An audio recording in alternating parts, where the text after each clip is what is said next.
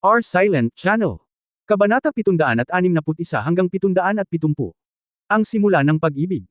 Pagkatapos magsuot ng kagamitan, ang susunod na hakbang ay ang paglalagay ng mga hiyas ng katangian. Sa mga taong ito, sina Tang Moxon, Li Nianwei, at Lucifer ay hindi itinuturing na mga propesyonal sa labanan, kaya't si Hong Dali, silang tatlo, ay nakakuha ng isang set ng mga hiyas ng enerhiya at isang kabuoang 20 mga hiyas ng enerhiya na may 50% na pagtaas sa enerhiya. Hindi ko alam. Anong uri ang magiging epekto nito kung magkakaroon sila ng anumang mga kakayahan? Anyway, alibergo sila. Maaaring gamitin ang isa, magagamit ang 10, at walang paliwanag kung ilan ang ginagamit. Ang iba ay lahat ay nilagyan ng mga hiyas na may 14 na katangian, 20 yuan, kasama ang kanilang sariling mga katangian, kasama ang dogleg aura ni Hong Dali, kaya ang lahat ng mga miyembro ay may higit sa 500 doglegs na may lahat ng mga katangian. Lalo na para kay Levi, ang mga pangunahing katangian ay higit sa 600. Kung may isa pang 700%. Naniniwala ako na pagkatapos nilang isagawa ang mga sikreto ng mga pagsasanay, ang mga katangian ay magiging mas nakakatakot. Hindi masama, para kay Hong Dali ay nasisiyahan pa rin sa resultang ito. Nakangiti siyang tumango at sinabing, "Bueno, magbihis tayo ng ganito sa ngayon. Papalitan natin ito kapag may mas magandang dumating sa hinaharap." Naiintindihan. Masayang sumang-ayon ang lahat. Babalik na sana sila sa kanilang mga silid para mag-practice, ngunit ang nangyari kanina ay talagang nagpasigla sa kanila, na nagparamdam sa kanila ng isang malalim na krisis. Hindi nila ito magagawa ng hindi nagsasanay. Ang isang dogleg na hindi makakatulong sa kanyang amo na ibahagi ang kanyang mga alalahanin ay tiyak na hindi isang kwalipikadong tao. Mga paa ng aso. Okay, ilagay na lang ang natitirang inlays at itapon ang mga ito sa tindahan sa Interstellar Harbor bukas. Ibebenta ko sila sa halagang 1,000 at mahaba at hangin at literatura, CFWX. Net bawat isa. Sinabi ito ni Hong Dali tungkol sa natitirang mga nangungunang kalidad. Tang Moxon, Li Nianwei, Ling Xiaoyi, Lucifer, maghintay. Kaya't ang bawat isa ay umuwi sa kanyang sariling bahay upang gawin ang kanyang sariling bagay. Sa sandaling bumalik si Hong Dali sa bahay, may ding sa kanyang isip. Nakatagong misyon. Level 1 para sa mga kaibigan sa paligid niya. Nakumpleto ang misyon, lahat ng miyembro ay may 300 attribute o 500 na pagtaas ng enerhiya. Mission Reward, Level 2. Paglalarawan ng Level 2, pagkatapos bawasin ang 30 puntos ng mga katangiang pangkalusugan, ang lahat ng attribute ng host ay tataas ng 1,000% na tatagal ng 30 minuto. Ang nakonsumong na mga puntos sa kalusugan ay maaaring mapalitan ng mga attribute ng kalusugan. Wow, hahaha. Sa wakas may second gear na ako. Nakokontrol ng mga kasanayan sa pagsabog, cool. Ang sistema ay nagpapatuloy sa Second Level of Hidden Mission, Guardian Heart. Mission Description, para sa kaluwalhatian ng sangkatauhan, ang host ay nagpasya na patuloy na maging mas malakas. Mission Requirements, Skills and Equipment, all partners learn high-level skills, or fuse soul stones to become ability users. Mission Reward, Level 3. Paglalarawan ng Level 3, upang maprotektahan ang buhay ng mga kasama at iba pang mga tao sa universo, ang host ay maaaring pansamantalang makabisado sa isang universo. Aktibo. Makokontrol ng mga kasanayan, ang natupok na katangiang pangkalusugan ay maaaring mapunan ng mga puntos ng katangian na tinubos ng mga alibughang. Banal na kalokohan. Pangatlong gamit. Ito. Nanlaki ang mga mata ni Hong Dali nang makita niya ito. Dapat itong gawin. Ha.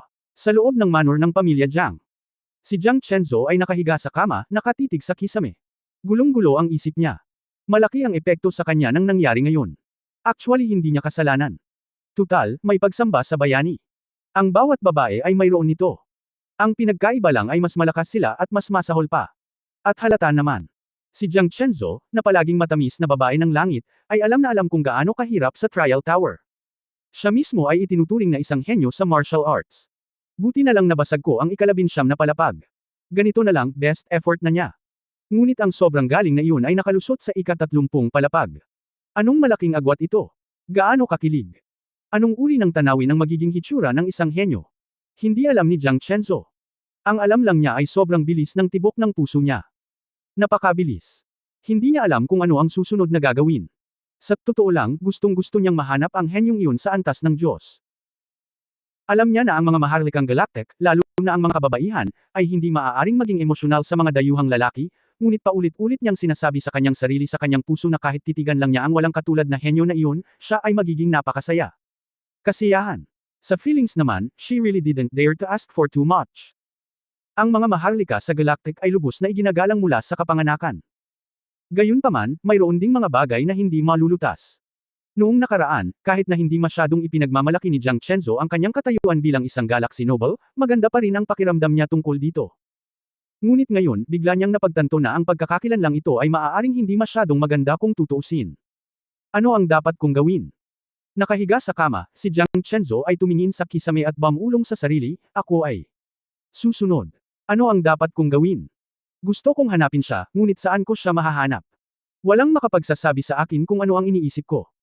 Gusto niya talagang sabihin kahit kanino ang kanyang iniisip, ngunit bilang isang maharlikang galactic, hindi niya masabi kahit kanino maliban sa kanyang mga magulang.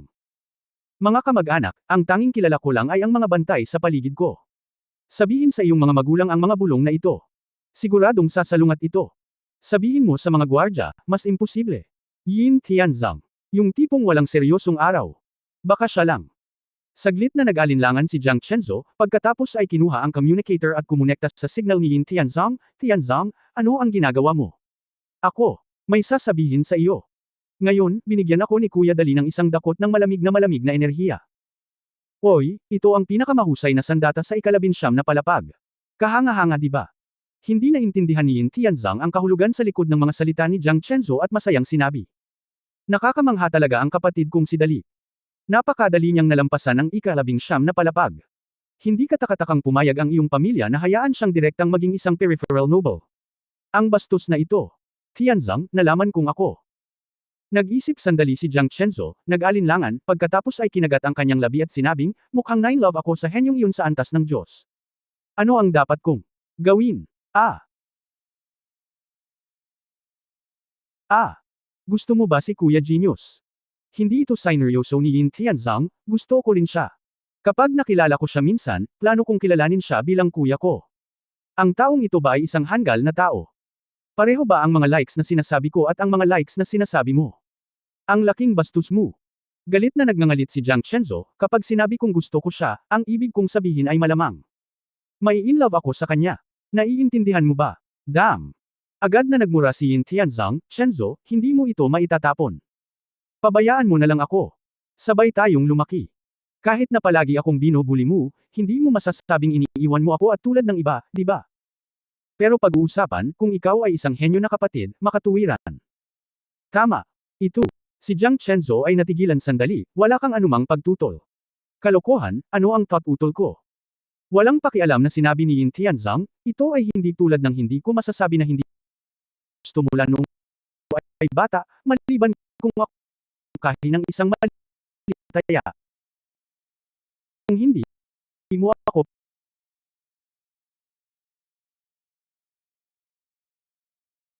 pakakasalan. Alam ko pa rin ito tungkol sa aking sarili. Tapos araw-araw mo akong ginugulo. Nagdududang tanong ni Jiang Chenzo. Kalokohan, sino pa ba ang maaasar ko kung hindi kita guguluhin? Sinabi ni Yin Tianzang ng totoo, bagamat hindi mo ako gusto, wala akong magagawa tungkol dito. Kami ay mga maharlikang galactic. Bagamat mataas ang katayuan namin, wala kaming mga kaibigan sa amin. Wala akong kakilala maliban sa aking mga magulang at mga magulang mo, at wala akong makakausap sa aking planeta. Kung hindi mo ako gusto, maaari kong ibaling. Matapos marinig ang kanyang sinabi, sumang-ayon lamang si Jiang Chenzo. Sa totoo lang, mababaw ang ganda ng mga aristokrata sa galactic. Sa katunayan, sila ay labis na malungkot at walang kaibigan. Pagkatapos ng lahat, karamihan sa mga tao ay nag-iingat sa pakikipag-usap sa kanila. Sino ang naglakas loob na makipagbiruan sa kanila? Si Hong Dali lang yata, ang second-rate na tao. Hong Dali. Parang siya lang naman ang masasabi kong kaibigan di ba? Sa pag-iisip nito, agad na sinabi ni Jiang Chenzo, okay, kung ganoon, hayaan mo akong pumunta at kausapin si Hong Dali. Maaari mo munang paglaruan ang sa iyo. Hinahanap ang aking kapatid na si Dali. Ang imahe ni Yin Tianzang ay dumampi sa kanyang baba at tumango, mabuti kong hanapin siya. Palaging masayahin ang aking kapatid. Kung kachat mo siya, magiging maganda ang kanyang kalooban. Well, yun lang. Isinara ni Jiang Chenzo ang komunikasyon kay Yin Tianzang at nagpatuloy sa pagpapadala ng mga mensahe. Napatulala, pagkatapos ay desididong pinindot niya ang pindutan ng komunikasyon ni Hong Dali. Mabilis na nakakonekta. Si Hong Dali ay nakasuot ng pijama, naglalaway at kinukusot ang kanyang mga mata, ito ay Chenzo, gising ka pa ba hanggang ngayon? Ako, gusto kitang makausap, namula ang mukha ni Jiang Chenzo, maginhawa ba? So, Nagpakawala ng mahabang hininga si Hong Dali, kung gayon, sasama ka o dapat na akong umalis? Kung sasama ka, ako ay nasa kwarto mo sa Brent Revolving Restaurant. Kung pupunta ako, o sasama ka, well, ako si Lucci. Well, hintayin mo ako, malapit na ako. Tinapos ni Jiang Chenzo ang komunikasyon. Makalipas ang 15 minuto, Brent's Revolving Restaurant. Sa isang tahimik na sulok. May kabuuang 8 magagandang elven na waitress ang naghihintay sa gilid na may magalang na ekspresyon, hindi man lang nangangahas na huminga. Pagkatapos ng lahat, ang taong nakaupo sa upuang iyon na nakikipag-chat at umiinom sa oras na ito ay isang maharlikang galactic. Sa tingin niya siya ay isang malakas na tao at may malaking kapangyarihan. Kung hindi siya maasikaso sa kanyang paglilingkod, tiyak na mahaba ang buhay niya. Umupo si Jiang Chenzo sa upuan na may pulang mukha. Napaka-awkward ng kanyang ekspresyon, at ang kanyang mga kamay ay patuloy na kinakalikot ang mga sulok ng kanyang damit. Sa oras na ito, mayroon pa rin siyang kawalang interes tulad ng dati, ngunit siya ay kinakabahan tulad ng ibang maliliit na batang babae na unang beses palang umibig. Pakiramdam niya ay lahat ng tao sa mundo ay nakatingin sa kanya. Kayo. Hindi na ninyo kailangan dito. Ni Jiang Chenzo ang 8 waitress, kung kailangan ninyo ako. Tatawagan ko kayo. Okay. Nagmamadaling umatras ang 8 waitress na parang nabigyan ng amnestia. Matapos umatras ang lahat, naglakas loob silang bamulong, ang ekspresyon ni Miss Chenzo, maaaring siya ay umiibig. I think it looks like it. Look at her face. Pulang-pula, for first love lang yan. Kulay. Hindi ko alam kung sino ang maswerteng makakahabol kay Miss Chenzo. Karamihan sa mga lalaki ay hindi karapat-dapat sa gayong kagandang tao. Tama, hindi ko alam kung sino ang maswerte. Hoy! Nang bumaba ang mga waiter para tingnan ang talakayan, natural na hindi ito marinig ni Jiang Chenzo. Walang tao sa paligid kaya nabawasan ang kaba niya. Napakasarap ng maliit na jelly bean ngayon. Humiga siya pagkatapos kumain at hindi man lang nag-abala. Para makapagsulat ako ng may kapayapaan ng isip. Masaya ako. Mag-post ng mga larawan sa Weibo kapag nakauwi ka na. Pangalan ng Weibo, Shenji Tanghong daw.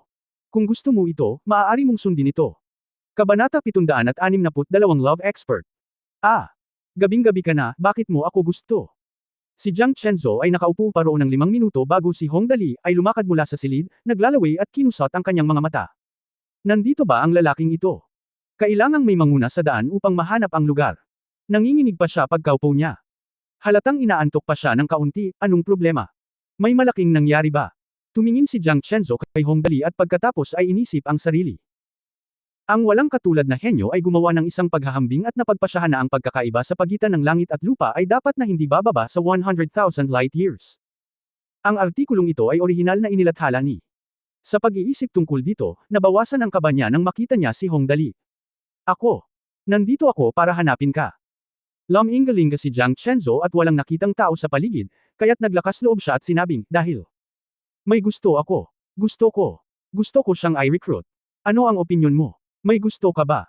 Sumagot si Hong Dali habang umiidlip, kung gayon, dapat kang makipag-date sa taong gusto mo. Magkaroon tayo ng isang romantikong kapaligiran, halimbawa, maglaro ng magkasama. Maglaro, pumunta sa mall, mag-casual trip, patayin ang zerg ng magkasama o isang bagay na katulad nito. Ano ang gusto mong gawin sa akin?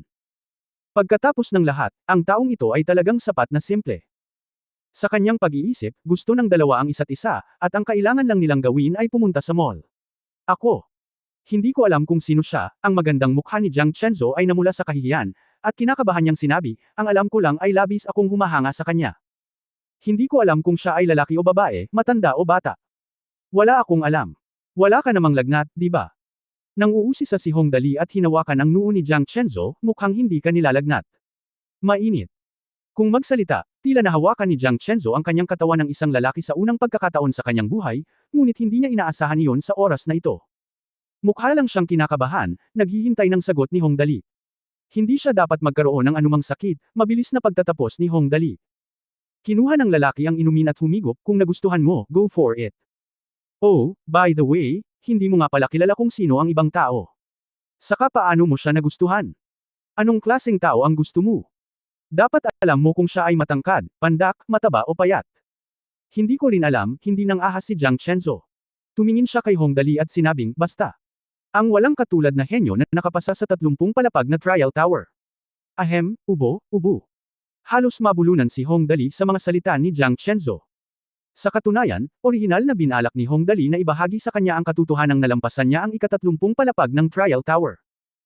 Kung tutusin, mabuti silang magkaibigan ngunit sa pagkakataong ito ay hindi na talaga siya naglakas loob na sabihin sa kanya. Siya nga pala, sino ang gusto ni Jiang Chenzo, isang napakagandang babae mula sa langit. Kailangan mong magustuhan ng isang henyo na nakalusot sa 30 palapag na pagsubok na tore. Pumasok ako sa tore just for fun. Hindi talaga ako nakapunta dun dahil lang sayo. Nagkamali ka ba dito? Ano yun? Mabilis itong tinakpan ni Hong Dali, yung henyo, gusto mo siya nang hindi mo alam kung lalaki o babae siya. Maghintay ka man lang kung sino siya, di ba? Nagpa siya si kuya. Hindi ko sasabihin ang sikretong ito sa buong buhay ko. Kung hindi, aawayin siya ni Tang Moxen dahil sa kanyang asawa. Sa sobrang galit niya ay pinasabog niya ang lupa ng isa pang putok banal na tae. Ang creepy. Kahit na talagang sumang-ayon si Tang Moxen, ang problema ay si Jiang Chenzo ay isang galaxy noble.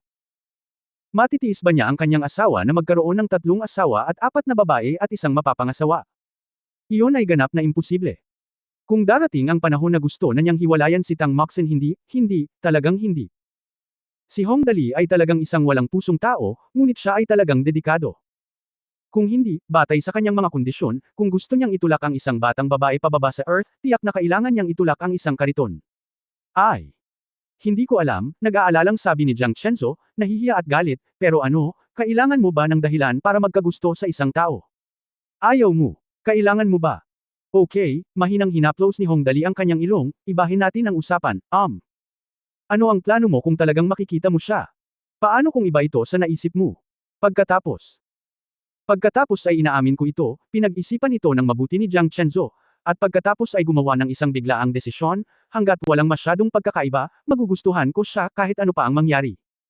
Ang aking tunay na kapalaran, siya ay tiyak na walang katulad. Ang bayani ay napakaliwanag na kahit ang araw sa kalangitan ay hindi kayang takpan ang kanyang talas.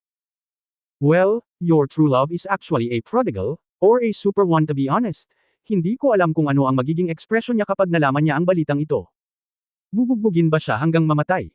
Ito ay ganap na posible.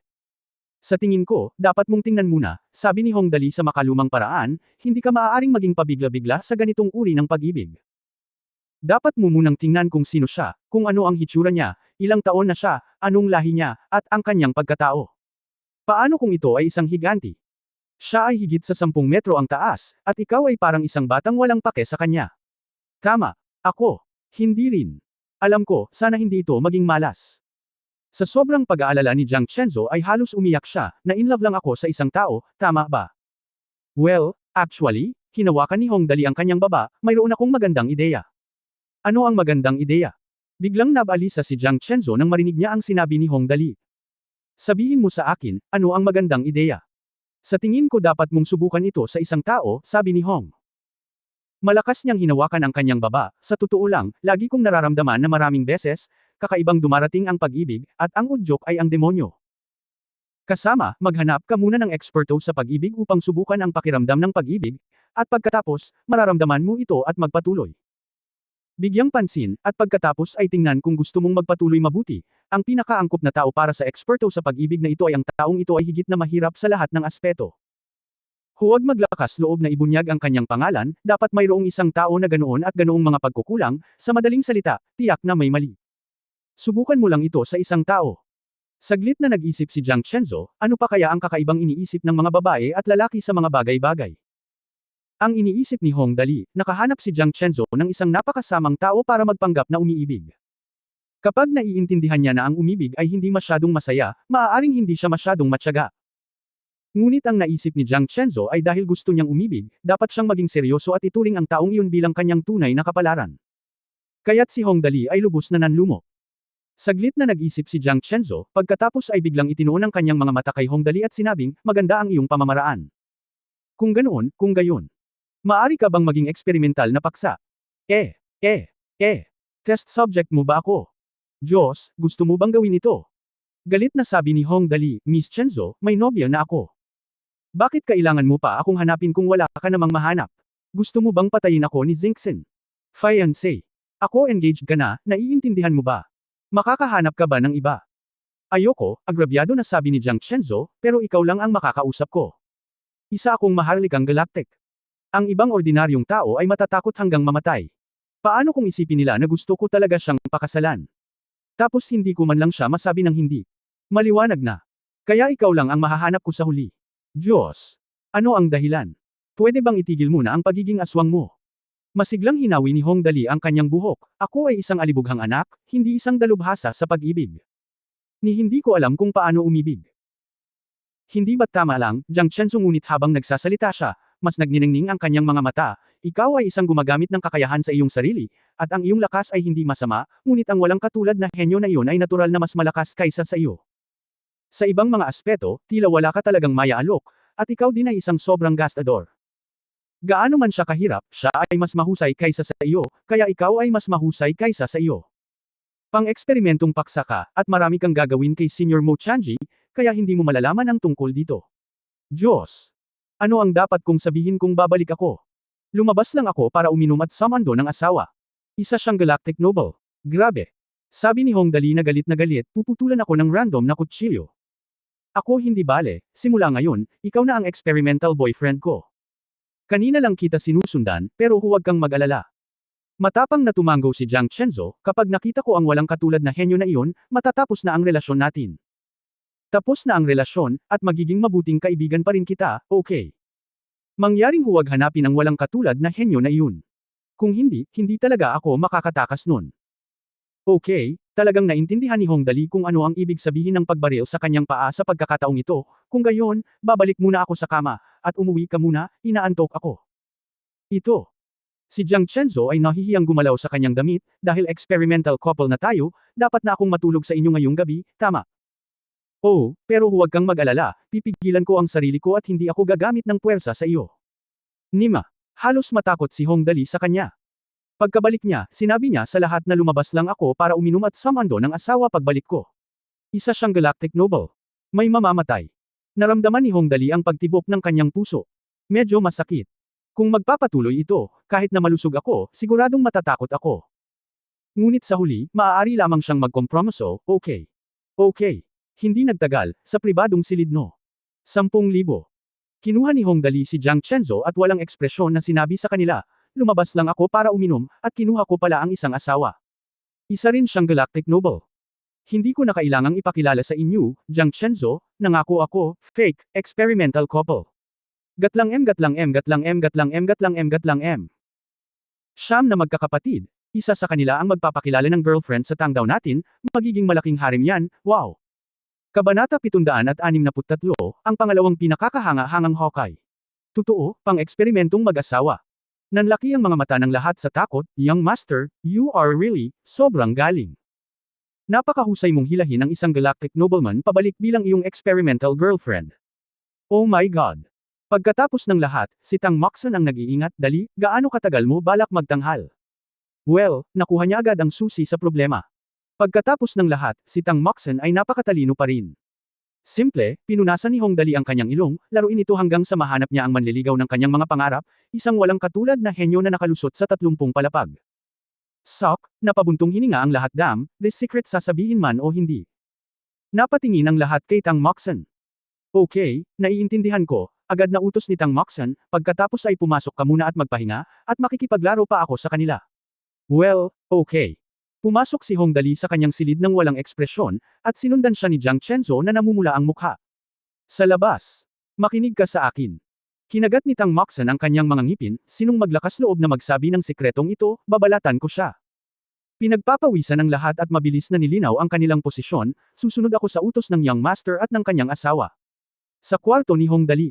Namula ang mukha ni Jiang Chenzo at hindi siya naglakas loob na tingnan si Hong Dali. Natatakot siya na hindi niya kakayanin kung patuloy siyang nanunood. Sa bagay, kakaiba talaga ang atmosphere. Sa kabutihang palad, si Hong Dali ay medyo maalalahanin. Nako, siya ay maalalahanin. Sa kama ka matulog, sa sahig ako matutulog. Pinunasan ni Hong Dali ang kanyang mga mata. Snoozer talaga ang lalaking ito. Hating gabi na ngayon, at inaantok na ako. Pagkatapos magbigay ng mga tagubilin kay Jiang Chenzo, bigla akong kumuha ng kubrekama, ginawa ito sa sahig, at pagkatapos ay humiga dito sa loob ng 1 minuto, nakatulog ako. Bueno, tila ang isang halimaw ay ganap na hindi epektibo laban kay Hong Dali, isang alibughang anak. Si Jiang Chenzo, sa kabilang banda, ay nalulungkot, talagang kinakabahan at nag-aalala. Ang Hong Dali na ito ay walang gagawin sa akin sa gabi. Matagal na nag-alinlangan si Jiang Chenzo. Sa wakas ay nahiga na siya sa kama. Medyo napagod siya at mabilis na nakatulog. Kasabay nito, sa kabilang banda, naroon ang Dali Pawn Shop. Talagang nagsasalita. Si kasamang Luo Qiang ay isa pa ring mabuting binata na may napakagandang psikolohikal na kalidad. Ngunit may natuklasan siya. Pagkatapos magpalit ng amo. Parang medyo iba ang pawn shop na ito. Halimbawa, isang napaka-misteryosong tao ang dumating dito ngayon. Isa itong lalaking nakasuot ng itim na sombrero sa ulo. Siya ay nasa 40 taong gulang at halos 2 metro ang taas. Sa kanyang likod ay isang malaking itim na kutsilyo na may magandang krus bilang isang hawakan. Upang sabihin na ang mga ganitong katangian ay medyo karaniwan, ang talagang nagpaparamdam kay kasamang Luo Qiang na siya ay nahulog sa isang kuweba ng yelo ay ang kanyang mga mata. Isang pares ng mata na kasing talas ng agila. Hindi inakala ni Luo Qiang na ang ganoong tao ay pupunta sa pawn shop, dahil ang lalaking nasa harapan niya ay mukhang puno ng pagpatay na layunin, at mukhang hindi siya naririto para magsangla ng anuman. Ito ay medyo mapagkakatiwalaan na sabihin na siya ay narito upang magnakaw. Kaya si Luo Qiang ay medyo nahihiya ngayon, hindi niya alam kung paano haharapin ang kausap. Nandito ako para tingnan ang paligid. Napakapamilyar na umupo ang lalaking may mata ng agila sa sofa, pinag-krus ang kanyang mga paa, at nagbuhos pa ng isang basong tubig para inumin. Ano ang gusto mo rito? Medyo kakaiba magtanong sa isang pawn shop kung ano ang sinisingil nila. Kami, sa katunayan, orihinal na gustong sabihin ni Luo Qiang ang tungkol sa sitwasyon, tulad ng real estate, spaceship, mga hiyas, ngunit nang maisip niya ang mahiwagang kahilingan ng boss sa likod ng mga eksena, sa wakas ay tumango siya ng napakasimple, kami. Kukunin ko ang kahit ano, basta ito ay mahalaga. Well, madali lang yan. Bahagyang tumango ang lalaking may mata ng agila, at pagkatapos ay dahan-daang sinabi, gusto mo bang kunin ang mga ulo? Eto na, natutuwa si Luo Qiang na hindi niya ginawa. Anong sakit sa puso? Kung hindi, marahil ay hindi na siya makakaligtas ng ilang araw kung magpapatuloy pa siya sa trabaho, kailangan talaga niyang kumagat ng bala. Nanginginig na tanong ni Luo Qiang, kapatid, nandito ka ba? Para ibenta ang ulo ng mga tao.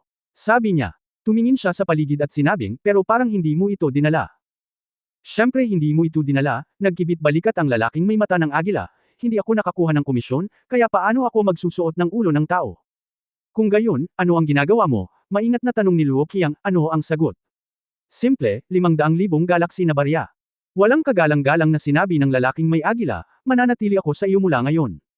Kailangan kong kolektahin ito. Sabihin mo lang sa akin kung kaninong ulo ito pagdating ng panahon. 5 milyong galaxy coins. Napabuntong hininga si Luo Qiang at bumili ng ulo. Bukod dito, ang ulong ito ay nasa imbakan pa rin, na nangangahulugan na maaari siyang kumilos anumang oras na kailangan niya ito sa hinaharap. Ang mapahamak na bagay na ito ay simpleng pagbili ng isang mamamatay tao upang pumatay ng isang tao, tama ba? Kriminal ito. Pinagpawisan si Luo Qiang at nagtanong sa takot, sir, maaari mo bang hintayin na tanungin ko ang aming boss? Oo, humigop ang lalaking may mata ng agila sa kanyang inumin, ngunit mas mabuting bilasin mo, kung hindi, bababa ako ang hinihiling na presyo ngunit ang target ay mas madaling mahanap. Sinulyapan niya ang leeg ni Luo Qiang. Hindi mo ba naiintindihan ito? Kung maglakas loob kang sayangin ang oras ko, kukunin ko ang ulo ng aso mo. Sobrang nakakatakot. Walang sabi-sabi, direktang pinili ni Luo Qiang na tawagan si Hong Dali, boss, tulungan mo ako. Sinabi ng isang ginoo na gusto niyang magbenta ng 250,000 barya sa Galaxy, at ang target ay isang ulo. Gagawin ng ulo ng sinuman. Boss, tulungan mo ako. Kung hindi, kukunin niya ang ulo ko, hindi ito laro. Kung wala na ang ulo, matatapos na talaga. Oh, ang boses ni Hong Dali ay tila naghahanda na sa pagtulog, Okay. Ikaw ang magdesisyon, matutulog muna ako. Tapos binaba na niya ang tawag. Bye. Binabaan talaga ng amo ang communicator. Paano ito posible? Gusto mo bang harapin ko mag-isa ang isang nakakatakot na lalaki? Kung gayon, iyan. Medyo nanginginig ang mga binti ni Luo Qiang, sir, pumayag na ang aming amo sa iyong mga kondisyon. Tingnan mo, saan ka magpapahinga? Maghanap ng kwarto, sabi ng Eagle ay walang pakialam na ikinabot ng lalaki ang kanyang mga balikat, anyway, susubukan ko kamakailan ang trial tower, basta may virtual helmet ako. Okay. Sa wakas ay nakita ang bukang liwayway ng tagumpay. Nagpasalamat si Luo Qiang sa Diyos at naghanda na dalhin ang pangalawang tiyuhin sa itaas para matulog. Pagkatapos ay naunawaan niya sa lalong madaling panahon na iniisip pa rin ni Tai ang mga kaganapan ngayon ng napakasimple. Sir, hindi ko alam, ilang palapag na ba ang nalampasan mo sa trial tower? Habang naglalakad, si Luo Qiang ay casual na nakikipag-chat. Lumapit ka sa pangalawang tiyuhin na ito. Ang pamagat ng pangalawang tiyuhin ay napakalinaw, at ang unang tiyuhin doon ay tiyak na mas mabangis kaysa dito. Nalampasan lang ang 22 palapag, casual na sagot ng lalaking may mata ng agila, at pagkatapos ay mabilis siyang natigilan. Nakita kasi niya ang awesome na si Mr. Getter na nakahiga sa sofa at nanunood ng TV projection, syempre, sabay-sabay. Ang kahangahangang Mr. Gate ay tumingin din sa pangalawang pinakamahusay na Mr. Hawkeye. Sabay-sabay na sabi ng dalawa ng, at halos sabay na sinabi, bakit ka nandito? Sa katunayan, bago ang sumunod na nangyari, naramdaman ni Luo Qiang na kailangan niyang magsulat ng isang testamento, lalo pa ang anuman. Kung sakaling mayroon kang anumang mga pagkukulang, hindi bababa sa ang alibughang amo ay dapat magbigay sa kanyang sarili ng ilang pinansyal na kabayaran. Halimbawa, bigyan ang iyong pamilya ng ilang daang libo, para magkaroon ng financial foundation ang iyong mga magulang para magkaroon ng isa pang anak. Siyempre, ang pagkakataong magsulat ng isang testamento ay napakabihirang. Dahil ang pinakakahangahangang Uncle Gate at ang pangalawang pinakakahangahangang Uncle Hawkeye ay kakakilala pa lang. Ang pangalawang pinakamakapangyarihang tao, si Hawkeye, ay dumaan lang na may dalang kutsilyo. Sa tunog ng Sheila, ang mga kagamitan sa silid na ito, mula sa pintuan hanggang sa mga dingding hanggang sa iba't ibang kasangkapan at pasilidad sa loob, ay nasira lahat sa 2 piraso.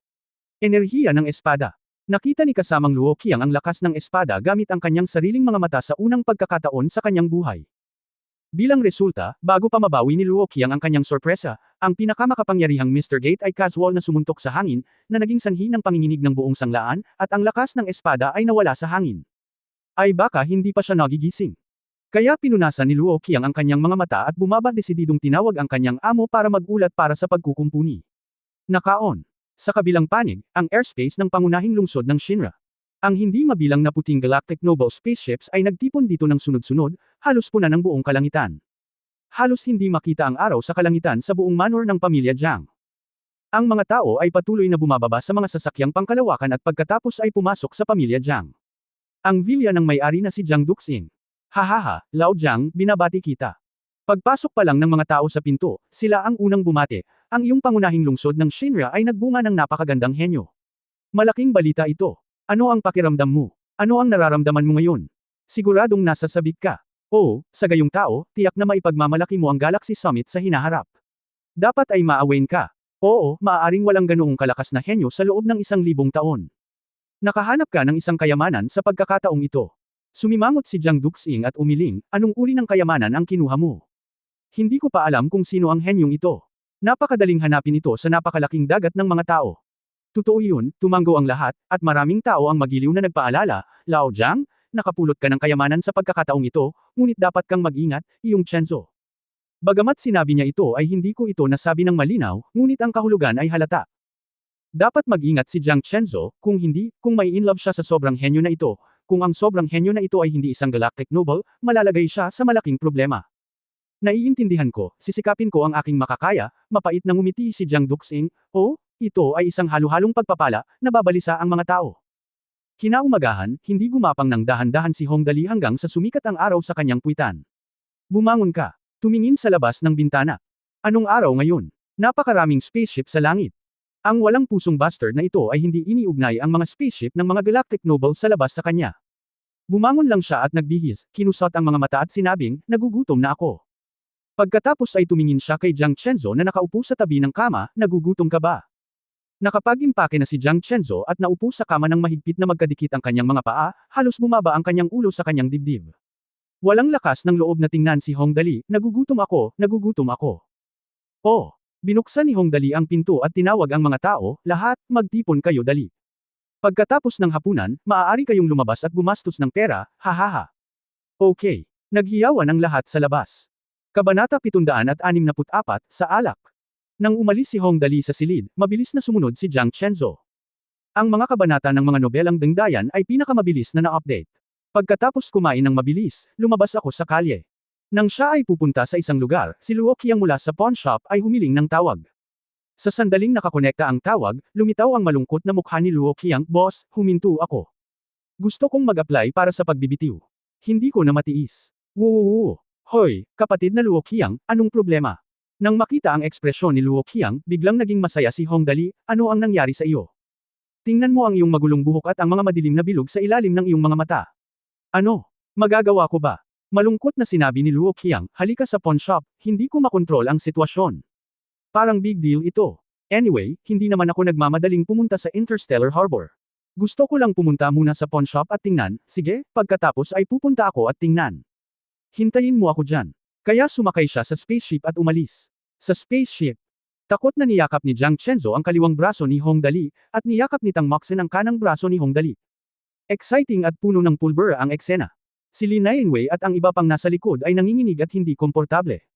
Sa kabutihang palad, mabilis kaming nakarating sa lokasyon at sa wakas ay hindi nagsimula ng labanan sa spaceship. Pagkapasok niya sa pintuan ng pawn shop, natigilan si Hong Dali. Mula sa labas ng pawn shop, maayos ang lahat at walang problema, ngunit paano ang loob? Ito ay simple. Sa totoo lang, ang pawn shop na ito ay isa ng malaking walang laman na shell house na parang bodega mula sa dingding hanggang sa sahig ng ikalawang palapag hanggang sa lahat ng kasangkapan at appliances, at iba pa. Lahat ay pira-piraso, at walang buo. Tanging ang palikuran na tinutuluyan ni Luo Qiang ang buo pa rin. At sa lupa sa gitna ng bodega, may isang malaking lalaki na mahigit 4 na metro ang taas. Isang bahagyang ngiti na puno ng evil charm ang bumungad sa gilid ng kanyang bibig, at kaharap niya ang isang 2 metrong taas na lalaki sa kanyang harapan na may hawak na itim na kutsilyo. Kung tutuusin sa mga ekspresyon nilang dalawa, dapat mas malakas ang 4 na metrong taas. Kung tutuusin, napaka-relax ng kanyang ekspresyon, habang ang lalaking may itim na kutsilyo ay mukhang kaharap ang isang mabigat na kaaway. Natigilan si Jiang Chenzo nang makita niya ang malaking lalaki na mahigit 4 na metro ang taas. Pagkatapos ay tumingin siya kay Hong Dali at mabilis na bumalik sa normal. Anong uri ng sitwasyon ito? Si Hong Dali ay tumingin sa kanilang dalawa nang may pagtataka, at si Luo Qiang ay sumugod at niyakap ang hita ni Hong Dali. Siya ay sumigaw, "Boss, hindi ko na matiis. Sabihin mo sa akin na mag-resign. Kung hindi ito gumana, aalis ako dito." Ha! Ibinaba ni Hong Dali ang kanyang ulo at tumingin kay Luo Qiang, pagkatapos ay sa una at pangalawang pinakamahusay na Mr. Gate at ang pangalawa ang kahangahangang tiyuhin na Hawkeye pagkatapos ay tiyak na yumuko, kumuha ng isang brick mula sa lupa at hinawakan ito sa kanyang kamay. Matigas niyang sinabi, "Nabuli ba ninyong dalawa ang kapatid kong si Xiao Qiang kagabi?" Sobrang nakakatuwa ang ganitong eksena. Isang higanteng mahigit 4 na metro ang taas ang humarap laban sa isang Chinese na karakter na mahigit 2 metro ang taas. Pagkatapos ay lumabas dito ang isang maikling lalaki na halos 1.75 metro ang taas, na may hawak na laryo na walang gaanong momentum. Ang maliit na dwarf na ito ay mayroon ding galactic noble na nakasabit sa kanyang braso. Si kasamang Luo Qiang, na malapit nang magbitiw bago makita ang eksenang ito, ay hindi napigilan. Sino ba naman ang hindi magiging curious sa magiging resulta nito? Anyway, si kasamang Luo Qiang ay talagang nag-aatubili na umalis sa pagkakataong ito. Ang aming boss ay kahanga-hanga, kahit na ang mga maharlika ng kalawakan ay maaaring makakuha ng kanyang mga kamay sa kanya. Lumingon si Uncle Gate kay Hong Dali, at biglang tumawa, "Gulalalala. Interesting boy, ano, may gusto ka bang gawin sa akin?" Agad na napaatras ang tiyuhin na may mata ng agila sa kabilang panig at tumakbo papunta. Umupo siya at bamantong hininga, "Huwag na tayong makipagkompetensya ngayon. Magsasanay pa ako ng ilang araw bago kita labanan. Bonibuli mo ang kapatid kong si Xiao Qiang. Ako, ang boss, ay dapat may paliwanag." Si Hong Dali ay hindi nagpakita ng kahinaan. At tumingin kay Uncle Gate, "Kung hindi ko mapoprotektahan ang mga tao sa paligid ko, at ako ay isang tanga." Mahina ang kanyang mga salita, at napaiyak si Luo Qiang, "Boss, maaari kitang makilala sa buhay na ito. Mahusay iyon. Gulalalala, anak, napakatapang mo." Tiningnan ng mabuti ni Uncle Gate si Hong Dali at biglang umiling, "Narinig kong tinawag ka nitong boss na ngayon lang. Ikaw ba ang alibughang batang lalaki na nagbayad sa akin ng 120,000 galaxy coin sa isang buwan?" Kaya, tumingin si Hong Dali kay Mr. Gate at buong pagmamalaki na itinaas ang ladrilyo sa kanyang kamay, "Ikaw ang isa. Isang alibughang lalaki na gusto ako ng 120,000 galaxy coin sa isang buwan ngunit walang ginagawa." Glalalala. Nag-thumbs up si Tio Gate, "Napakagandang tao." Ang kahangahangang lalaking ito, ngumiti si Hong Dali at nabangga ang ladrilyo sa kanyang kamay, "May halaga ka bang 120,000 yuan sa isang buwan?" Sa mundong ito, ang talento ang pinakamahal. Lumapit si Uncle Gate at hinarap si Hong Dali, "Narinig ko na may alak sa ika-20 palapag, nasaan ang alak?" "Oh, Tio, mahilig kang uminom." Tumango si Hong Dali nang may kasiyahan, itinapon ang mga brick, at hinawakan ang braso ni Uncle Gate para maupo sa isang tumpok ng mga bato. At pagkatapos ay malamig na iwinagayway ang kanyang kamay, "Xiao Yi, magdala ka ng alak, at magdala ng ilan pa. Ngayon ay tatalakayin ko ang alak kasama ang alibughang lalaking ito." Nang marinig ni Tio Gate sa loob ang salitang, "pag-uusapan ng alak," biglang nagningning ang kanyang mga mata, "Anak, nakikipag-usap ka ba sa akin ng alak?"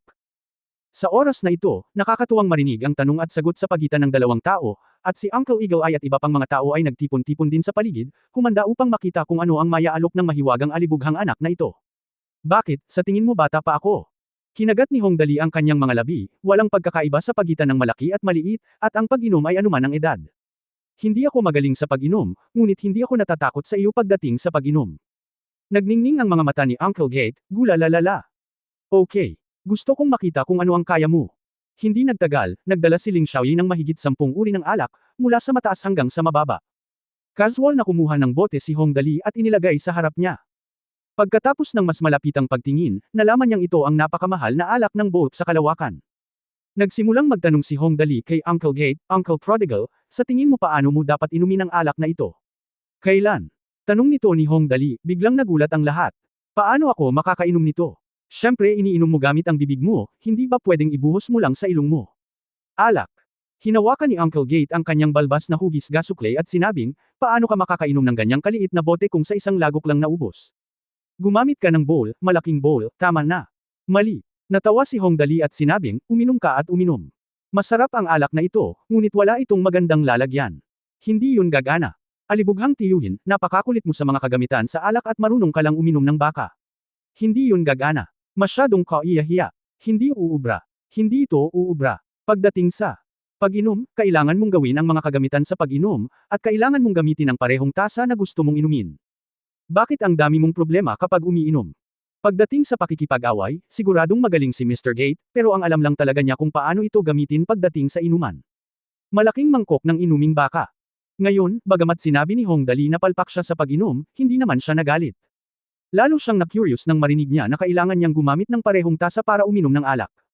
Tinanong niya, kung gayon, paano ko ito iinuman? Sinabi ni Hong Dali, ito ay alak. Kung gayon kailangan mong gumamit ng isang makinang na tasa. Pag-isipan mo, Ginoong Alibugan, may kasabihan sa aking bayan, kung gusto mong uminom ng alak ng ubas mula sa isang makinang na tasa, dapat mong malaman na ang kulay ng alak ay matingkad na pula. Isang bayani na tulad mo. Kapag ininom mo ito, palagi kang mukhang girly at medyo hindi ka bayanihan, tama ba? Oo, iyon ang katotohanan. Matapos marinig ang mga salita ni Hong Dali, tumango si Uncle Gate at sinabing, medyo may kulay. Medyo mas maliwanag. Kaya, humalaklak si Hong Dali, na may magaang ekspresyon sa kanyang mukha, kailangan mong gumamit ng isang makinang na tasa upang inumin ang alak na ito. Ang kulay ng alak na ito ay halos kapareho ng dugo kapag ito ay pumasok sa makinang na tasa. Ang pag-inom ay parang pag-inom ng dugo. May kasabihan, ang mga hangarin ay gutom sa laman ng kalaban, ngunit ang pag-inom ng dugo at estilo ng Zerg sa mahabang panahon ay tinatawag na estilo at estilo. Ang Hong Dali ay maaaring maglabas ng napakaraming tao sa pamamagitan lamang ng isang bote ng alak. 50,000 hanggang 80,000 yuan, lahat ng nakikinig ay bamuka ang kanilang mga bibig. Siya nga pala, pag hindi mandayin ng lalaking ito ng 3 taon, magdiraya siya ng 3 taon. Napakagandang karanasan ngayon. Nakaramdam din ng pagmamalaki si Jiang Chenzo. Sa bagay, kaya naman ang boyfriend niya, kaya ang yabang niya kahit peke ang boyfriend na ito. Ang bastard na ito, tinakpan ni Tang Moxon ang kanyang bibig at sinabing may matamis na ngiti, napakagaling na pwede mong ilabas, hehe. Tumango si Li Nianwei at ang iba pa. Tuwang-tuwa si Uncle Eagle Eye. Kagabi siya ay isang maliit na talunan, ngunit ngayon ang mahiwagang binata ay talagang matalo ang gate na ito sa alak. Ito ay talagang isang turn ng mga kaganapan, ito ay simpleng mahiwagang. Para sabihing magaling makipaglaban si Mr. Getter, marami siyang nasasabi tungkol sa pag-inom, at paulit-ulit niyang tinatango ang kanyang ulo, lalo na ang dalawang pangungusap na sinabi ni Hong Dali, pagnanasang kainin ang laman ng kaaway, at pagtawa na inumin ang dugo ng Zerg. Napakabayani talaga nila. Parang komportable. Pagkatapos pag-usapan ang tungkol sa alak, nagsimulang magsinungaling si Hong Dali. Kinuha niya ang isang bote ng alak ng random. Nang makita niya ito ay kulay ginto at ang alak ay tinawag na Liu Huafen. Agad niyang sinabi, upang inumin itong Liu Huafen, kailangan mong gumamit ng Jade Cup. May kasabihan na ito ay inihain sa isang Jade Bowl. Amberlight, ang mangkok at tasa ng Jade na ito ay maaaring mapahusay ang kinang ng alak. Well, hinawakan ni Uncle Gate ang kanyang baba at biglang tumayo. Ang kanyang mga galaw ay napakabilis, at siya ay nagmamadaling lumabas ng pawn shop sa dalawang hininga. Nagmamadali siyang bumalik. Paglabas niya, wala siyang dala. Pagbalik niya, may hawak siyang malaking piraso ng green jade. Dumating siya sa harap ni Hong Dali at ibinagsak ang jade sa lupa. Pagkatapos ang kanyang palad ay natatakpan ng itim na enerhiya, at bahagya niyang hinawakan ang jade. Sa ganoong kaunting hiwa, isang malaking piraso ang naputol, at sa dalawang paghagis, isang simpleng jade bowl ang aktwal na ginawa. Napakaganda ng kanyang ginawa kaya pumalakpak si Tang Moxon at ang iba pa at pumalakpak. Inilabas ng lalaking may agila ang itim na kutsilyo at sinabing, masyado kang magaspang, gagawin ko. Pagkatapos nito, hinawakan ni Uncle Gate ang mangkok ng jade sa kanyang kamay, at iwinagayway ng lalaking may mata ng agila ang itim na kutsilyo, pinindot ito ng ilang beses, at lumabas ang isang makinis na kutsilyo. Tapos na ang jade bowl. Magandang sword skills. Puri ni Hong Dali. Ibuhos ang durian flower fan wine sa jade bowl. Tiyak na, ang gininto ang durian flower fan at ang malambot na liwanag ay umindayog sa jade bowl. Siyempre, ang kulay ay sobrang maliwanag. Ininom ito ni Uncle Gate sa isang lagok at tumawa, interesting, gulalalala, interesting. Boy, keep talking. Masiglang nagpalakpakan ang lahat. Pinuri ni Tang Moxon sa matamis na boses mula sa gilid, magaling ang sabi ni Dali, magaling si Lolo Whitebeard sa paghawak ng jade na ito, si Uncle Black Knife ay magaling sa swordsmanship. Malakas na tumanggo ang lahat. Kabanata 765, galing na Decorador. Kumuha si Hong Dali ng isa pang bote, na isang bote ng white wine na walang kulay, na tinatawag na Galaxy Fantasy. Naamoy niya ito ng disente, at pagkatapos ay sinabi, itong bote ng Galaxy Fantasy, ang sarap ng alak. Kulang lang ito ng kaunting harshness, kaya kailangan kong gamitin ang Dragon Horn Cup. Ang Jade Cup na ito ay nagdaragdag ng kulay, at ang Dragon Horn ay nagdaragdag ng halimuyak, iyon lang. Okay. Tumango si Uncle Gate, at mabilis na lumabas. Lumaban lang siya sa ulo ng isang Tyrannosaurus, at hindi niya alam kung saan niya ito ginawa. Pinunasan ni Hong Dali ang kanyang pawis. Buti na lang at hindi niya sinabi na gusto niyang gumamit ng inumin mula sa Galaxy Nobles, kung hindi ay malamang na-wipe siya sa pagsisikap na ito. Hinahangad ang Milky Way. Putulin ang isang sungay ng dragon at inumin ito, at si Uncle Gate ay nasiyahan. Totoo ang sinasabi na kadalasang mahilig siyang uminom. Halos lahat ng uri ng masasarap na alak ay nainom niya sa kalabakang ito. Ngunit para sa isang tulad ni Hong Dali, na maaaring magsalita tungkol sa mga kagamitan sa pag-inom para sa pag-inom, ito talaga ang unang pagkakataon na nakita ko siya. Ngayon ay marami na ang pakiramdam ng kaliwanagan at ang tingin sa mga mata ni Hong Dali ay ganap na naiiba. Sa oras na ito, dinala ni Hong Dali ang isa pang bote ng alak at maingat na tiningnan ang iba't ibang impormasyon na nakamarka dito. Pagkatapos ay tumango siya ng may kasiyahan at sinabi, ang Gaukyong likor na ito ay gumagamit ng isang sinaunang formula mula sa daan-daang libong taon na ang nakalilipas. Kailangan mong gumamit ng mga anti-gang kagamitan. Kung mas matanda na sila, mas artistic ang paglilihi nila. Kaya pinakamahusay na uminom mula sa mga anti-gang kagamitan sa pag-inom, na pinakaangkop para sa okasyon. Bueno, walang mga antik dito. Tandaan mo, lumabas. Medyo nadismaya si Uncle Gate dahil wala talagang malapit na museo. Pagkaraan ng mahabang panahon na lokohin, kumuha si Hong Dali ng isa pang bote ng Chenhua wine at nakangiting sinabi, ang Chenhua wine na ito ay kinilekta mula sa libu-libong sikat na pangalan. Ang mga bulaklak ay inihalo sa alak, kaya ang alak ay may halimuyak na nakakalasing sa mga tao bago uminom. Siyempre, ang sinaunang tasa ng ubas ay mahirap hanapin, kaya okay lang na gumamit ng mas magandang tasa na gawa sa kahoy. Oo, tasa ng kahoy. Lumabas muli si Tio Gate, at hindi nagtagal ay bumalik na may dalang lapida, gusto mo bang ukit ito? Sinabi ni Hong Dali, tungkol sa kahoy ang pinag-uusapan. Hindi ito kahoy mula sa sementeryo. Oh, namula ang mukha ni Mr. Gate. Na-misunderstood ko. Pagkatapos ay nagsimula siyang maghanap ng kahoy sa buong lupa. Sa huli, nahulog ako sa mesa ni kasamang Luo Qiang, ang mesa ay talagang gawa sa kahoy. Kaya makalipas ang kalahating minuto, si Tio Gate ay kontentong umiinom ng alak mula sa inukit na kahoy na tasa at nakangiting nagsabi, gulalalala. Anak, tama ka. Tinitigan niyang mabuti si Hong Dali habang nagsasalita, pagkatapos ay biglang yamakap kay Hong Dali sa kanyang mga bisig nagsasalita tungkol dito, ang kanyang mga braso ay kasing kapal ng baywang ni Hong Dali, anak, gusto kita, para maging anak kita. Boy, gusto kita, para maging anak kita. Parang special hobby ito ni Mr. Gate. Tatawagan niya ang sino mang gusto niya bilang kanyang anak. At pagkatapos ay nagulat ang lahat. Hindi tumutol si Hong Dali. Oo, okay. Ngumiti si Hong Dali at tinapik ang braso ni Uncle Gate, tatay. Gulalalalala. Tumawa ng malakas si Gate kaya nayanig ang bubong ng sanglaan, may isa pa akong miyembro ng pamilya, gulalalala.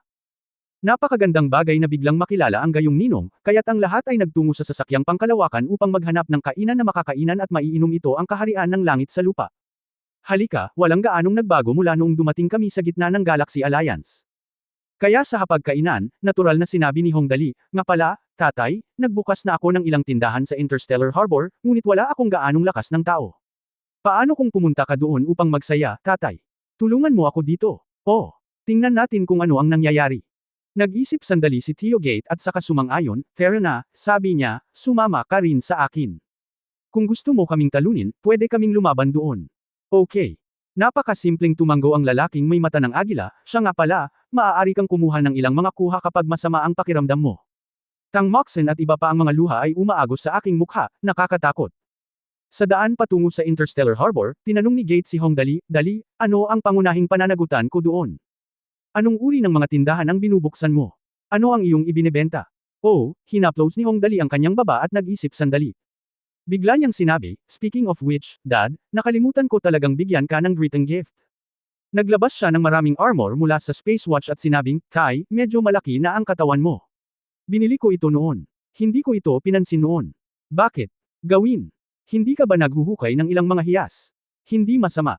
Oy, pwede itong gamitin bilang regalo sa pagpupulong, nakangiting sabi ni Hong Dali, Kai, maaari mong tanggapin ang anumang gusto mo. Anyway, plano kong ibenta ang mga bagay na ito ng isa-isa. Pumili ka muna, at ikaw na ang bahala sa iba. Ibenta mo na lang. Pagkatapos ay tumingin siya sa lalaking may mata ng agila, nga pala, ano ang pangalan ng tiyuhin na ito? Mahawk. Kinuha ng lalaking may agila ang 2 piraso ng baluti na may itim na kutsilyo at tiningnan ang mga ito. Well, ang mga katangian ay talagang mabuti. Pagkatapos ay mangolekta muna ako ng ilang angkop. Salamat, bibigyan kita ng isa pa pagdating ng panahon. Tang Moxon, Li Nianwei, Luo Qiang, iba. Maaari mo bang itigil ang pagsasabi ng mga kakilakilabot na bagay? Hoy, hindi kami kukuha ng ulo ng sinuman. Ngayong naging cheap boyfriend na siya, hindi may iwan si Jiang Chenzo. Sinabi ni Hong Dali, Chenzo, dapat mo ring piliin ang baluti na ito. Walang silbi para sa akin na itago ito pa rin. Noong binili ni Hong Dali ang armor, wala ito kay Jiang Chenzo. Nakita ko na dati. Hindi alam ni Jiang Chenzo kung para saan ang hilaw na batong binili niya, kaya hindi niya ito masyadong inisip. Gayunpaman, medyo nagulat pa rin siya pagkatapos kunin ang baluti, napakaraming dekalidad na hiyas. Sa puntong ito, bigla niyang naalala ang 3 misteryosong babaeng nakilala niya sa Solan Auction House noon. Sa oras na ito, mas malapitan niyang tiningnan sina Tang Moxon, Li Nianwei at Ling Xiaoo. My God, yung 3 babaeng nakilala ko nung araw na yon, pwede kaya silang 3. Kung gayon ang Hong Dali ay may napakalakas na mga ari-arian. Siyempre, si Jiang Chenzo ay isang napakatalino na babae, hindi siya masyadong nagtanong, naalala niya ng gusto ang kanyang pagkakakilanlan bilang isang murang kasintahan, at kukunin niya ang anumang ibinigay sa kanya ng kanyang asawa, kaya masunurin siyang pumili ng ilang piraso ng baluti na gusto niyang itago. Pababa. Pumili talaga siya ng steel armor. Siya ay mukhang isang napaka-high-end at napakalakas na propesyonal na eskrimidor. Hindi nagtagal ay nakarating sila sa Interstellar Harbor. Si Hong Dali at ang kanyang partido ay dumiretso muna sa 11 palapag. Ang baluti na binili ni Hong Dali sa loob ng tindahan. Pagdating sa pagbubukas ng tindahan, maraming bagay na dapat bigyang pansin, tulad ng dekorasyon, layout ng mga gamit, staffing, ilang waiter ang kukunin, at kailangan mong maghanap ng manager, di ba? Dapat may kasambahay, di ba? Lalo na para sa isang tulad ni Hong Dali, na bumili ng 7 tindahan ng sabay-sabay, dapat walang kakulangan ng mga tao, di ba? Ngunit hindi iyon ginawa ni Hong Dali. Sa sandaling pumasok ang lalaking ito sa tindahan, tumingin siya sa kaliwa at kanan, at pagkatapos ay nagsimulang magbigay ng mga tagubilin, Hoy, Tio Mahawk, mukhang kailangan kitang guluhin. I-renovate ko ang tindahang ito. Dali, sabi ni Tang Moxon sa isang taong nasa gilid na nagtatakang nagtanong, kung gusto mong mag-adorno, kailangan mong maghanap ng decorador, tama. Ano ang gusto mong gawin kay Uncle Mahawk? Siya ay isang eskrimador, hindi isang decorador. Sa anumang kaso, ang Mahawk na ito ay maaari ding makipagkumpetensya sa kahangahangang Uncle Gate. Pagkatapos makipaglaban sa isang buong gabi sa isang kahangahangang tao, hiniling siyang magtrabaho bilang isang decorador. Siyempre, ang sobrang pagiging kwalipikado ng isang tao para sa kanilang trabaho ay isa sa mga kasanayang dapat paghusayin ng isang kwalipikadong aliberga. Sinagot ni Hong Dali ng walang katotohanan, ang espada ni Uncle Mahawk. Napakaganda nito. Napakaginhawang buksan ang pinto ng direkta sa dingding. Kung gusto mong maghanap ng decorador, kailangan mong iuntog ang dingding. Mahawk. Ito ang unang pagkakataon na narinig niya ang tungkol sa kasanayan sa espada at ginamit niya ito para gawin ito. Ito. Nagpatuloy si Hong Dali, at saka, bago tayo lumabas, kailangan nating gumawa ng isang aparador o kung ano, tama.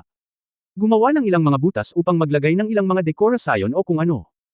Pagkatapos ay maghukay lamang ng isang lawa sa lupa at hilingin sa mga customer na mangisda o kung ano. Mag-away. Kailangan mong magputol ng isang bagay upang ilipat ang isang bagay sa counter, tama. Para sa isang seryosong bagay, dapat itong gawin ng isang makapangyarihang eskrimador tulad ni Uncle Mahawk. Mahawk. Gulalalala. Nagtawanan ang mga nakikinig at tinuro si Mahawk na nakahawak sa tiyan niya.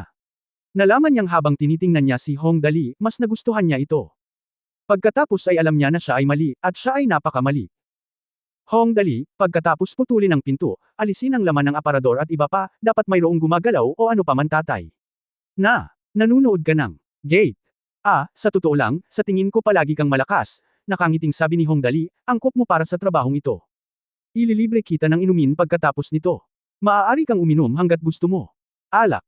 Well, having said that, hindi talaga ako makakatanggi. Napatikip ng bibig ang lahat at tumawa ng tawanan habang nanunood. Tuwang-tuwa sila. Siyempre, nagtawanan sila at kailangan pang magtrabaho. Kaya nagsimula ang trabaho. Upang sabihin na ang kahangahangang Uncle Hawkeye na ito at ang napakahusay na Uncle Gate ay talagang hindi magaling sa trabaho, si Mihawk ay nagsasayaw ng ligaw gamit ang kanyang itim na kutsilyo doon, naglalaslas ng lahat, pinuputol ang anumang nakita niya, gayunpaman, basta putulin ang lahat ng hindi kasiya siya sa mata. Sumunod naman si Uncle Gate sa likod at itinambak lahat ng tinadtad na bagay. Una siyang gumuhit ng isang malaking bilog sa lupa, at pagkatapos ay pinutol ang mga tinadtad na piraso sa maliliit na piraso. Si Liang at iba pang mga gangster ay nagpunta upang bumili ng ilang bagay na parang semento. Ang mga bagay na bumalik ay napakaliit. Don't tell me, waste utilization talaga ito. Sa maikling panahon, lahat ng 7 tindahan ay nabuksan at naputol ng maayos. Isang pole sa lupa ang nagkonekta sa lahat ng 7 tindahan. Pagkatapos nito, ang iba pang mga bagay ay dapat nabasagin at itapon, at pagkatapos ay makakakuha tayo ng ilang mga sofa, coffee table, at iba pa. Tapos na ang armor shop na ito. Dali. Tumingin si Tang Moxon sa bagong ayos o umuusok na bagong tindahan sa natulala na katahimikan, at sinabing, tama ka talaga. Mukhang mas mabilis ang gawain kaysa sa gawaing dekorasyon. Mihawk, Uncle Gate. Kailangan iyan, matapang na tumanggo si Hong Dali na may ngiti, pagkatapos, maglagay ng isang piraso ng baluti sa gitna, magbenta ng isang piraso sa isang araw, at isara ang pinto kapag naubos na ito. Kabanata 766 na dumudugo si Hong Dali. Nagbebenta ng isang piraso ng baluti sa isang araw. Nagulat talaga si Gate this time. Bigla niyang kinuha ang armor na kinuha niya noon sa spaceship, ito lang. Maglagay ng isang piraso sa isang araw. 1,000 yuan. Oo, tumanggo si Hong Dali, iyon na. Glalalalala, ito ay mabuti. Gate. Natatawang sabi, ito ang pinaka nakaka-relax na paraan. Pagkatapos ng sale, pwede na tayong uminom at matulog. Napatulala si Chenzo. Ang gayong mataas na kalidad na baluti ay nagkakahalaga lamang ng 1,000 yuan bawat piraso. O isa na may hiyas. To be honest, she really wanted to buy all these armors directly, pero dahil ang murang asawa ang nagsabi, she as a cheap wife, natural na hindi makatutol, kaya pumayag na lang siya dahil gusto ng asawa niya, suportado na lang niya. Tama. Kaya lang, isang malaking grupo ng mga tao ang nagtatrabaho, mula 11th floor, hanggang 23rd floor, hanggang sa top gem spot. Sa isang hapon lang, pinalamutian ng simple ang tindahan, at hindi man lang nag-abala si Hong Dali. Ito ay ganap na pinalamutian. Anyway, tungkol lang naman sa pagbubukas ng tindahan para doon maupo ang mga tao, at ayon. Ang paggalaw sa kanyang panig ay nakaalarma sa hindi mabilang na mga tao sa Interstellar Harbor. Ang lahat ay nagtipon sa paligid ng mga tindahan sa bawat palapag at itinuro, tingnan, tingnan, tingnan, hindi ba ito ang tindahan ng alibughang Peripheral Noble? Ang tindahang ito ay pinalamutian, oo, ito ay masyadong pangit. Ang pole na ito ay mukhang kawili-wili, ngunit ang iba ay kakilakilabot. Maaari bang kumita ang gayong tindahan? Ikaw ay isang henyo, ngunit iyan ang ginagawa mo kapag nagsimula kang magnegosyo. Sino ang nakakaalam, baka dahil sa sobrang dami niya ng pera at walang mapaggastos nito. Naku, walang kapantay ang lalaking ito. Tingnan mo ang mga taong kapantay ng Diyos sa ating pangunahing lungsod ng Shinra. Ang isang henyo ay matatawag na bayani kapag nakarating siya sa ika-30 palapag. Tingnan mo itong amo. Mag-ingat ka, huwag kang magsalita ng walang kaparirikan, makikita mo ang kanyang kamatayan. Mukhang magkasintahan silang dalawa, at talagang maakit nila ang atensyon ni Miss Chenzo, ang alibughang anak ng isang peripheral nobleman. Ang kahangahangang Mr. Gate ay hinawakan ang kanyang baba, tumingin sa walang laman na tindahan, at pagkatapos ay tumingin kay Mihawk. Hehe smiled and said, speaking of which, may 5 tindahan, pero 2 lang tayo. Paano kung iisipin mo, doon ay 5 tindahan, ngunit mayroon lamang 2 tao. Speaking of which, ito ay talagang hindi mapag-iba. 1 tao, 3 sambahayan, 1 tao, 2 sambahayan. Hindi na kailangang magtanong, hindi ito sineseryoso ni Mihawk, ibaba ang mga gamit. Pagkatapos ay i-lock ang pinto, pumunta sa tore kapag kailangan mo, at humiga at uminom kapag kailangan mong matulog. Pumunta ka na at tanungin ako pagkatapos mong mapag-isipan ito. Glalalala, tumawa si Gate, ikaw ay talagang isang malakas na tao na kayang makipaglaban sa akin buong gabi. Gusto kong sumama sa iyo. Kalokohan. Virtual space, sa loob ng trial tower. Ang ika-12 palapag. Ito na ang ika-134 na hamon ni Fang Han sa antas na ito. Sa unang hamon, hindi niya kayang patayin ang sinuman sa kanila. Ang pangalawang hamon ay pumatay ng isa. Mula sa ika-3 hanggang sa 36 na pagkakataon, 3 ang napatay.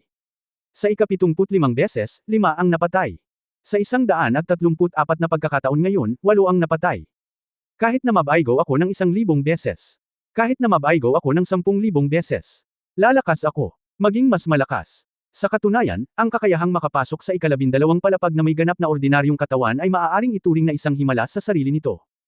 Kung tutuusin, wala naman siyang skills, ordinary 100 attributes lang ang attributes niya, at kahit ang armas niya ay ordinaryo lang. Pero talagang nakapunta siya dito. Kung alam ito ng mga tao, siguradong magugulat sila. Gayunpaman, ito lamang ay hindi sapat. Sa nakaraang pagkakataon na hinarap niya si Feyon, alam ni Fang Han na bagaman siya ay itinuturing na kandidatong tagapagmana ng isang malaking pamilya, siya ay masyadong mahina laban sa mga peripheral nobles ng kalawakan. Hindi sapat. Hindi sapat. Gusto kong maging mas malakas. Maging mas malakas. Si Hong Dali ay isang masayang aliberga, ngunit sa labas ng Interstellar Harbor at sa loob ng pangunahing lungsod ng Shenluo, nagkaroon na ng kaguluhan. Ang di mabilang na mga gwardya ng mga maharlikang galactic ay gumagala sa mga lansangan, na nagtatanong sa mga tao kapag nakita nila sila, "Hello, alam mo ba kung saan may master?" Aba, iyon na. Narinig mo na ba ang tungkol sa napakalakas na tao na bumagsak sa ika-30 palapag? Di ba? Hinahanap namin siya. Kapag nakuha mo na ang balita, dapat mong sabihin kaagad sa akin. Alam mo ba kung nasaan ang tunay na Panginoon? Nako, hindi ko alam, pasensya na naabala pa kita. Sa katunayan, ang mga gwardya na sumusunod sa mga maharlikang galactic na tulad nila ay karaniwang nagkakahalaga ng 2,500,000 yuan. Pero iba na ito ngayon. Saan ang lugar na ito? Ang pangunahing lungsod ng Shinra. Iyon ang pangunahing lungsod kung saan nakatira ang walang katulad na henyo. Ang gayong walang katulad na henyo ay tiyak na tataas sa tuktok sa hinaharap, kaya't huwag manggahas na saktan siya. Higit pa rito, ang nangyari sa pagkakataong ito ay malalim na naglalarawan ng isang bagay, ang mga Panginoon ay kabilang sa mga tao, mga kasama. Sino ang nang-ahas na magpakita ng awa sa mga karaniwang tao ng ganoon kadali? Kapag nabugbog ka tapos sasabihin mong ikaw ang walang kapantay na henyo, siguradong mawawalan ng saysay ang pambubugbog. Nakakakilabot. Kung mas magulo ang mga gwardya na ito, si Hong Dali ang talagang may pinakamalaking sakit ng ulo sa mga oras na ito. Simple lang ang dahilan.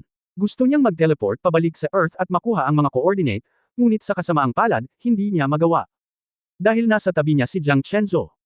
Kung nalaman niyang ang suot niya ay ang teleportation ring na ibinigay sa kanya ni Brother Blue Dragon, ang pinuno ng 30th level gatekeeper, kung gayon ang susunod na mangyayari ay tiyak na magiging digmaan sa pagitan ng dalawang babae, ang isang panig ay ang Galactic Noble, ang isa naman ay sa isang panig ay ang kanyang kasintahan, nakapareho ng kung sino ang dapat unang iligtas kapag nahulog sa tubig.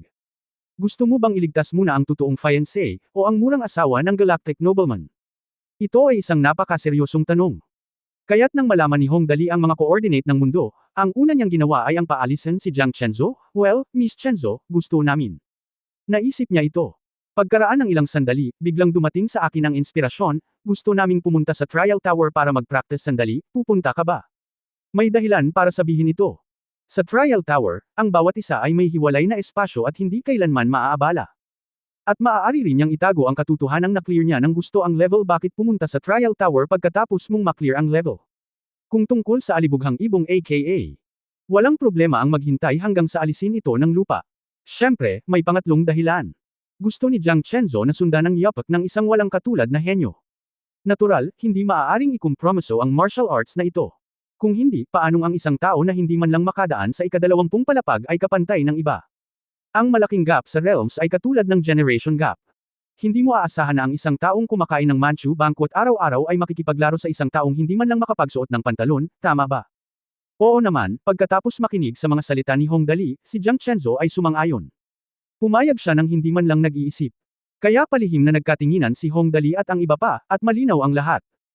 Malapit nang bumalik sa revolving restaurant ni Brent, pumasok sa virtual na mundo, at magsimulang maghanda para sa teleportation.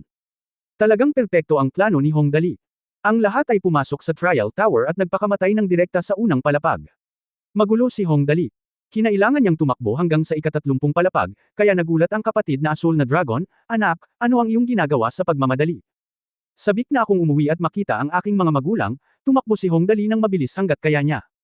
Tumakas din si Brother Blue Dragon, "Kung gayon ay maaari ka na lang magpakamatay sa unang palapag. Hahayaan mo bang kagatin ka ng mga tuta hanggang mamatay? Ang problema ay hindi nila ako kayang kagatin hanggang mamatay, at wala akong magagawa tungkol dito." Sa katunayan, si Hong Dali ay lubos na sumusuporta. Depressed, kung hindi lang siya pinilit na gawin ito, tinatamad na siyang tumakbo ng 30 palapag ng ganito. Sobrang nakakapagod. Kakaiba ang batang lalaki. Pinagmasdan ni Brother Blue Dragon si Hong Dali na nawala, at pagkatapos ay nahiga, hindi ba siya makakagat kahit isang aso hanggang sa mamatay? Hindi nagtagal, lahat ay nagtipon sa Savage Rose Tavern, lumabas, nag-teleport, at dumiretso palabas ng lungsod. Mayroong mga tao sa lahat ng dako sa lungsod, ngunit mas kaunti ang mga tao sa labas ng lungsod. Ito ay ganap na walang problema upang makahanap ng isang lugar kung saan walang sinuman upang teleport. Pagkatapos ay dumating ang isang bagong problema, gusto ni Hongdali na Damyugo, ngunit ang problema ay hindi ito makakalabas. Ang mga kakayahan sa proteksyon ng katawan na ibinigay ng kanyang sistema ay talagang napakalakas, at ang mga karayom, stick, at iba pa ay walang epekto sa kanya. Upang ang lahat ay umupo sa lupa upang mag-isip ng solusyon, ano ang dapat nating gawin. Ano ang isang bastard dali ay, Tang Moxon pouted, siya ay hindi masusugatan. Ano ang dapat kong gawin? Labis ding nanlumo si Lucifer. Magaling siya sa mga sumpa, ngunit ang problema ay walang silbi ang mga sumpa niya laban kay Hongdali. Mas malakas si Levi, ngunit hindi niya mahanap ang kritikal na punto. Kung napatumba si Hongdali ng isang suntok, ang susi ay hindi niya ito magagawa. Sa huli, si Tang Moxon ang matalino at direktang ginamit ang kanyang trump card. Dali, halika rito, marahang hinailan ni Tang Moxon si Hongdali at naglakad papunta kay Li Nianwei. Pagkatapos ay bigla niyang hinawakan ang ulo ni Hongdali at pinasok ito sa linya ng karera ni Li Nianwei. Nanlaki ang mga mata ng lahat nang makita nila ito, napakagaling. Zinkson, ikaw. Napahiya si Li Nianwei at napaatras, pagkatapos ay natigilan siya. Dumudugo si Hongdali. Nagkaroon talaga ng nosebleed si Hongdali. Si Tang Moxon ay gumawa ng isang karapat-dapat na serbisyo, huwag bigyan ng anumang pagkakataon si Hongdali. Hehe, talagang napakalakas ni Sister Nianwei. Sabi ni Tang Moxon na may matamis na ngiti.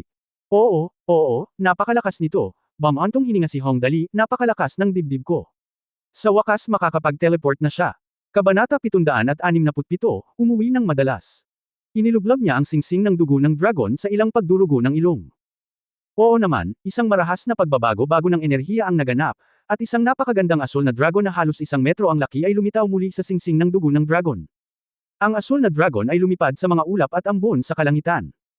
Pagkatapos magpanggap na cool, sa wakas ay may pasok na niya ang mga coordinate na ipapasa. Kaya pinasok niya ang mga coordinate. Hindi nagtagal, nasira ang espasyo, at isang puting liwanag ang kumislap. Nang makita muli ni Hongdali ang nakapalibot na tanawin, nanlaki ang kanyang mga mata sa gulat. Ito ay isang pangunahing lungsod na itinatayo. Ang malawak na kalsada ay higit sa 50 metro ang lapad. Ang mga gusali sa tabing kalsada ay napakagaya ng sinaunang kaharian ng langit sa lupa. Napakaganda ng mga ito na may mga inukit na beam at pininturahan na mga gusali. Sa oras na ito, ang mga pedestrian ay dumarating at papunta sa kalsada, na napakasigla. Lalo na sa tabing kalsada, nagbukas ang iba't ibang tindahan, kabilang ang mga tindahan ng armas, armor shop, tindahan ng alahas, at iba pa. Ito ay talagang isang maliit ngunit maayos na bahay, at mayroong lahat ng bagay na dapat magkaroon ng isang lungsod sa virtual na mundo. Tila napakabilis ng pag-unlad ng virtual na mundo dito sa mundo. Naghintay si Hongdali para sa isang grupo ng mga tao na tumingin. Sapat na silang kapansin-pansin, ngunit ngayon ay isinuot na nila ang mga windbreaker ng paligid ng mga maharlika, at maya-maya ay may nagsimulang sumigaw, tingnan mo. Ito ay ang Young Master. Si Young Master na ang nagbalik. Young Master. Ikaw ang aking idolo, pirmahan mo ang iyong pangalan para sa akin. Young Master, napakagandang makita ka sa buhay ko. Pakiusap, alagaan at alagaan mo ako. Marunong magluto at magpainit ng kama. Pinawisan si Hongdali. Ito nga ang lupa, at malamang na ito ang kaharian ng langit. Hindi ko alam kung aling lungsod ang eksaktong. Itong tiyuhin, casual na sinunggaban ni Hongdali ang isang tao. Ang lalaki, who came up to ask for an autograph, said, aling lungsod ito? Kakabalik ko lang, kaya hindi ko pa alam. Ang tiyuhin ay orihinal na nagplano na humingi ng autograph, ngunit ngayon ay malinaw na hindi posible mabilis siyang sumagot, narito ang Imperial City. Tumingin sa paligid dito, Young Master. Hindi ba lahat sila ay itinayo sa estilo ng Imperial Capital? Ang virtual na mundong ito ay talagang mahusay. Hindi nakakapagod na magtrabaho dito at ikaw ay mababayaran. Nakakuha ako ng daan-daang dolyar sa mga araw na ito, ako ay napakasaya ngayon. Well, swerte talaga namin, nag-teleport talaga kami pabalik sa Imperial Capital, hahaha. Madali lang yan. Hongdali, Tito, maaari mo bang sabihin sa akin kung mayroong isang opisyal na opisina dito? Kailangan kong maghanap ng isang tao. Oo, dapat meron. Ang Hongdali ay hindi maipaliwanag na nawawalang balita sa loob ng maraming araw kamakailan. Ngayong bumalik siya, parang may nagbago. Nagnenegosyo lang siya. How dare he refuse? Nagmamadali siyang pinona ang daan, Young Master, sundan mo ako dali. Hindi ito malayo sa unahan. Umalis ang grupo at hindi nagtagal ay nakarating na sila sa dulo ng field. Tumangala si Hongdali. Bigla akong nakaramdam ng saya. Isang malaking pinto. May dalawang malalaking batong leon sa harap ng pinto at isang malaking plaka sa pintuan. Mayroong dalawang salita sa liham, Yaman. Magandang lugar. Nagpahayag ng malaking kasiyahan si Hongdali. Sa Aereo Aircraft Carrier Base, ang opisina ng punong. Chief, magandang balita, magandang balita. Isang gwardya ang sumugod sa opisina ng hepe sa bilis na 100 metro, sumisigaw ng buong lakas, "Magandang balita, hepe." "Anong magandang balita ang magugulat sa iyo?" Nakangiting tanong ng pinuno, "Magdahan-dahan ka, ano ang magandang balita?" "Young Master, bumalik na ang Young Master." Tumayo siya at nagmamadaling nagtanong, nasaan siya ngayon? Sa virtual na mundo, siya ay nasa ating yaman sa Tianjin City. Aalis ako kaagad. Mabilis na tumayo ang pinuno, at biglang huminto, "Sino ang kausap ni Daledo?" "Magkasama kayo." Sinabi ng gwardya, maliban sa mga nasa Hollywood, nakabalik na ang iba. "Okay." Agad na iniutos ng hepe, ipaalam kaagad ang pamilya Hong at tawagan sila. Papasok na sila sa virtual na mundo, mabilis. Oo, sa virtual na mundo. Wahahahaha, Uncle Chief, long time no see. Medyo namula ang mga mata ni Hong Dali nang makita ang hepe. Mabilis siyang humakbang at niyakap ang hepe, pagkalipas ng maraming araw, sa wakas ay nakita ko na ang aking pamilya. "Haha, bata, tingnan mo ang iyong hitsura, magaling ka doon." Tiningnang mabuti ng pinuno si Hong Dali. Siya ay lubos na nasisiyahan sa kasalukuyang sitwasyon ni Hong Dali at nakangiting sinabi, "Ha ha ha ha," tulad ng inaasahan. "Tayo ay mula sa lupa, kaya maaari tayong maging kapaki-pakinabang saan man tayo magpunta, at tayo ay kahanga-hanga." Ang pinuno ay karaniwang hindi nagsasalita ng masasamang salita, ngunit ngayon ay isang espesyal na sitwasyon. "Oy, hindi masama si So-So," hinimas ni Hong Dali ang kanyang ilong. "Nasaan ang aking mga magulang?" "Ang pangunahing dahilan kung bakit ako bumalik ngayon ay upang suriin ang aking mga magulang at tiyaking ligtas sila. Huwag kalimutan ang tungkol sa negosyo.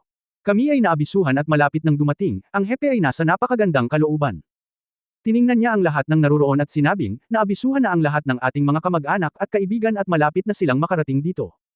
Alam namin na maaasahan ang hepe sa kanyang trabaho, kaya hindi nagtagal ay dumating si Hong Dali. Ang una ay pumunta sa pinuno kung hihilingin mo sa kanya na ipaalam sa iyo isa-isa, ito ang magiging taon ng unggoy at buwan ng kabayo."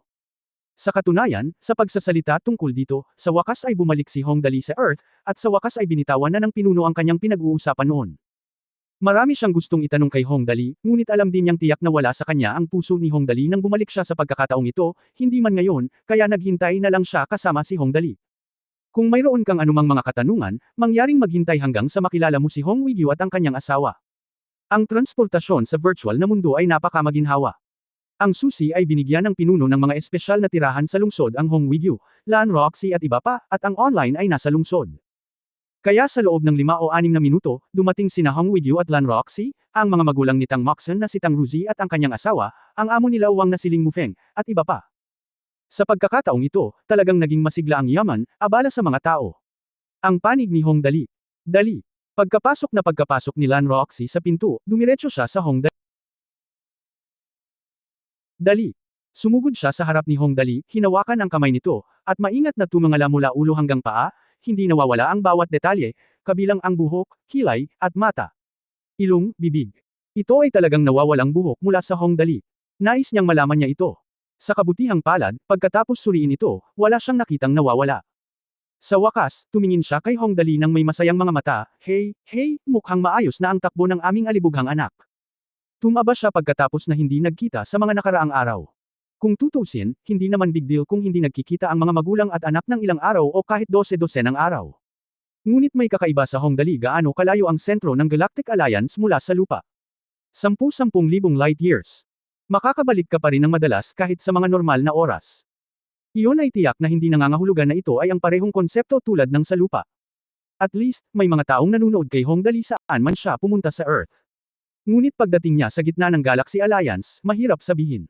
"Nay, medyo sumakit ang ilong ni Hong Dali at mabilis niya itong pinunasan, ayos lang, masarap ang pagkain at inumin doon. Masarap ang lahat, hehe. Medyo maganda ang pakiramdam ko so far. Marami na akong nakilala doon. Isang bagong kaibigan. Lahat sila ay kahanga-hanga. Buti naman at hindi ako nagkamali." Tumingin si Lan Roxy kay Hong Dali. Siyempre, gusto niyang itatak sa isip niya ang hitsura ni Hong Dali na parang larawan. Hinayla niya si Hong Dali para maupo sa malapit na sofa, pagkatapos ay tumingin sa paligid, at sa wakas ay napako ang kanyang mga mata sa windbreaker ni Hong Dali. "Ang aming maliit na alibughang anak, ang windbreaker na ito ay napakadama na. Tingnan mo, ang maharlika ay napakalakas. Haha, okay, okay.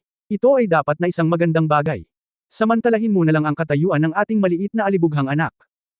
"Hihihi, hindi naman masama," nakangiting sabi ni Hong Dali, "naging miyembro na ako ng Outer Aristocracia ngayon. Ito ay gawa sa dobleng materyales. Nay, tingnan mo ang texture nitong windbreaker.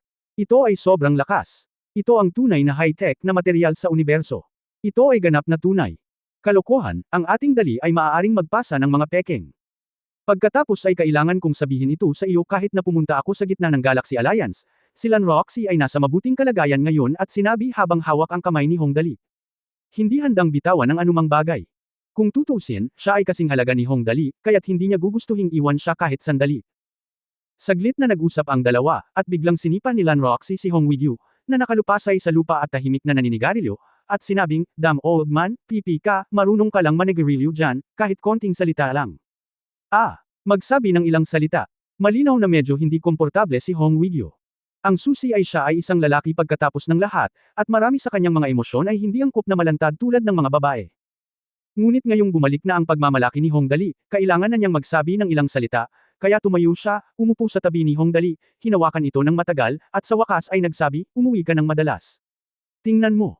Isang pangungusap, libu-libong salita, lahat sa loob nito. Umuwi ng madalas at tingnan.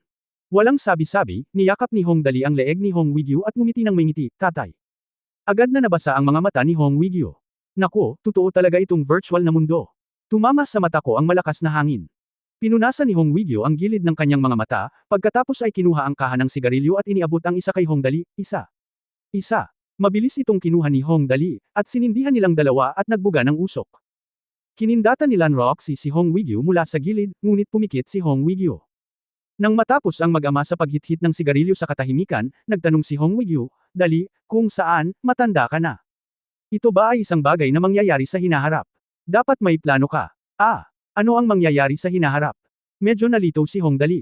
Medyo tumalon ito, paano ang hinaharap? Ano ang susunod? Kalimutan mo na, alam kong hindi ka maaasahan. Hinawakan muli ni Lan Roxy ang kamay ni Hong Dali, "Let's put it this way, ikaw, Xingchen at Nianwei ay naninirahan doon ng napakaraming araw, at wala kang sinabi tungkol dito. Ano naman yun? Alin? Anong nangyayari?" Galit na sinabi ni Hong Dali, "Maganda ang pamumuhay namin doon, ano ba? Munting bastard." Galit na tinapakan ni Lan Roxy ang instep ni Hong Dali. "Ano pa nga ba ang magagawa mo? Siyempre tungkol sa pagkakaroon ng anak. 18 taong gulang ka na at oras na para maghanap ng kasintahan. Sa edad na ito, maraming mga kagandahan sa paligid mo. Si Tang Moxon ang mapapangasawa mo. Isa kang brat. Hindi mo ba maintindihan ang nararamdaman ko bilang isang ina? Bakit hindi mo pa rin gawin? Damn it, nakakita ka na ba ng nanay na kinakausap ang anak niya ng ganito? Kung saan, ang pag-aalala na ito ay talagang."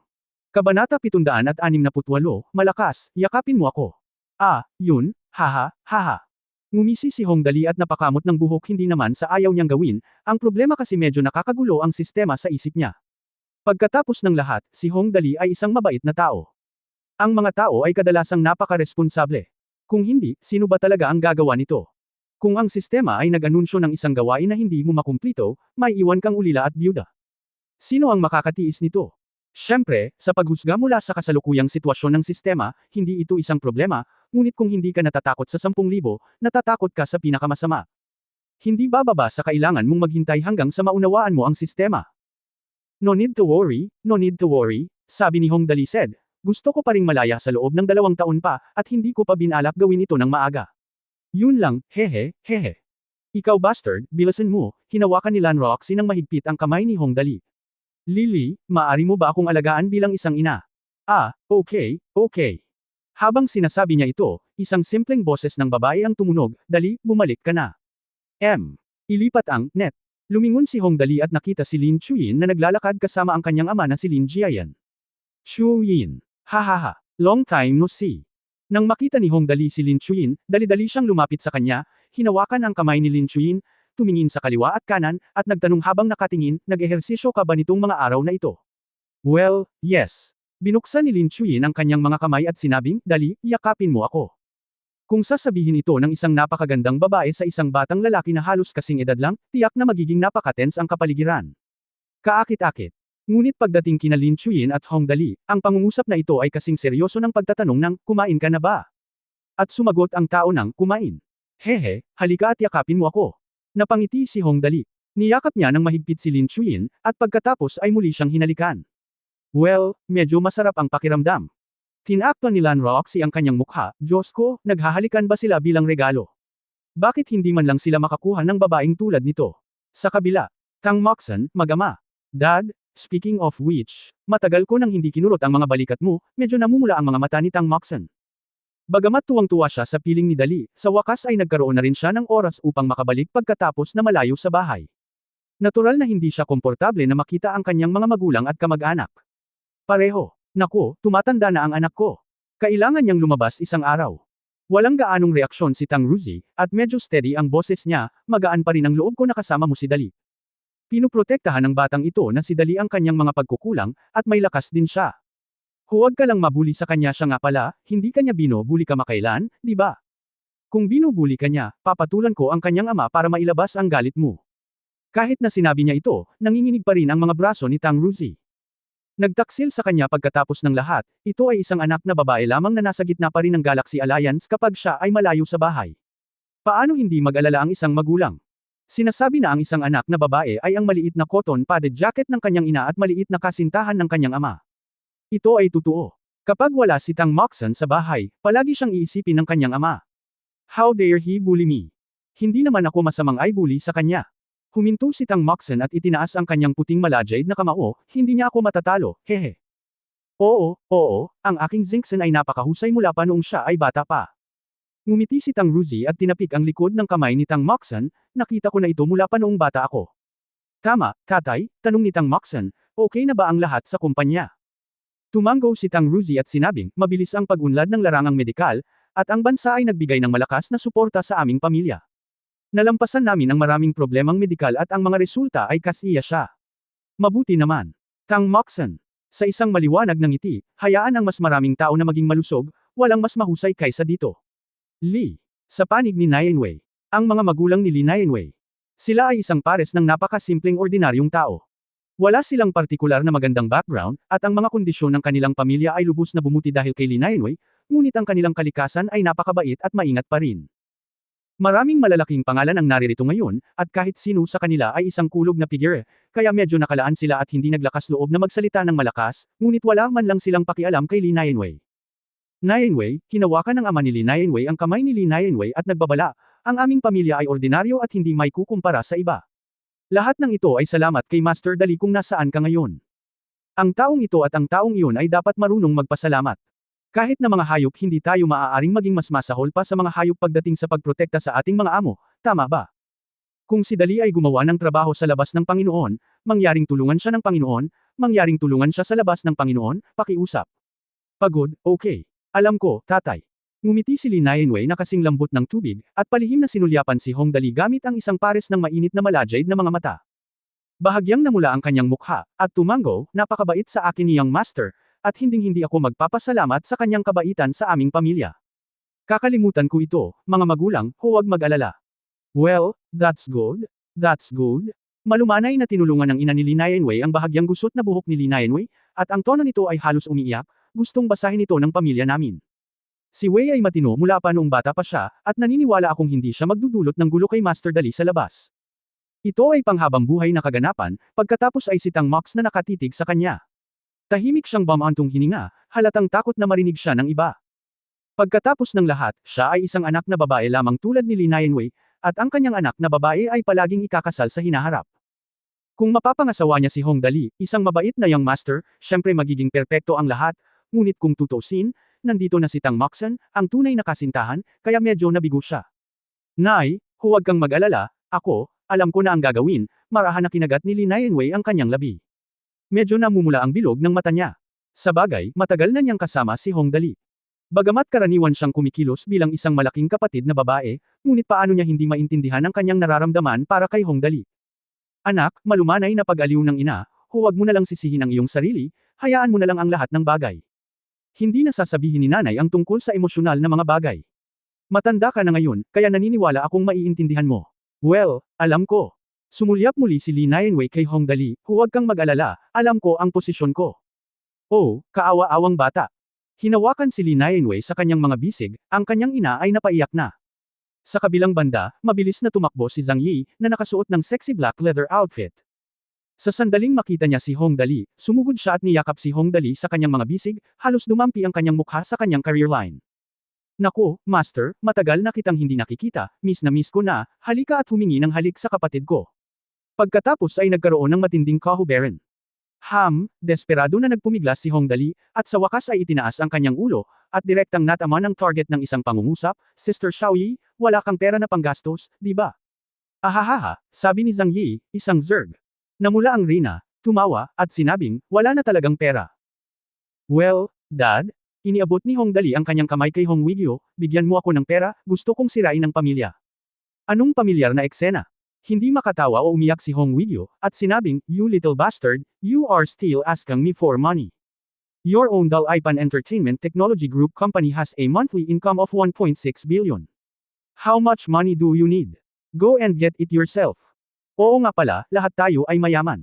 Anong meron? Hinawakan ni Hong Dali ang kanyang ilong at tumingin kay Zhang Yi, gaano karaming pera ang gusto mo, kunin mo ito kay Gobeng. Hindi mo na kailangang mag-apply sa akin para sa baon sa ilalim ng 1 bilyon, ito ay talagang mahirap. Tingnan ang malaking bagay na ito. Hinalikan ni Zhang Yi ang mukha ni Hong Dali, alam mo na ang young master ang pinakamagaling, hihi. Palihim na komandat si Lan Roxy kay Hong Weiguo tila pinaplano ng aming pamilyang Dali na panatilihin ang pulang bandila. Ang mga makukulay na bandila ay Kamakaway, Tingnan, Tang Moxon, Li Nianwei, Lin Chuyin at Zhang Yi, 4 sila.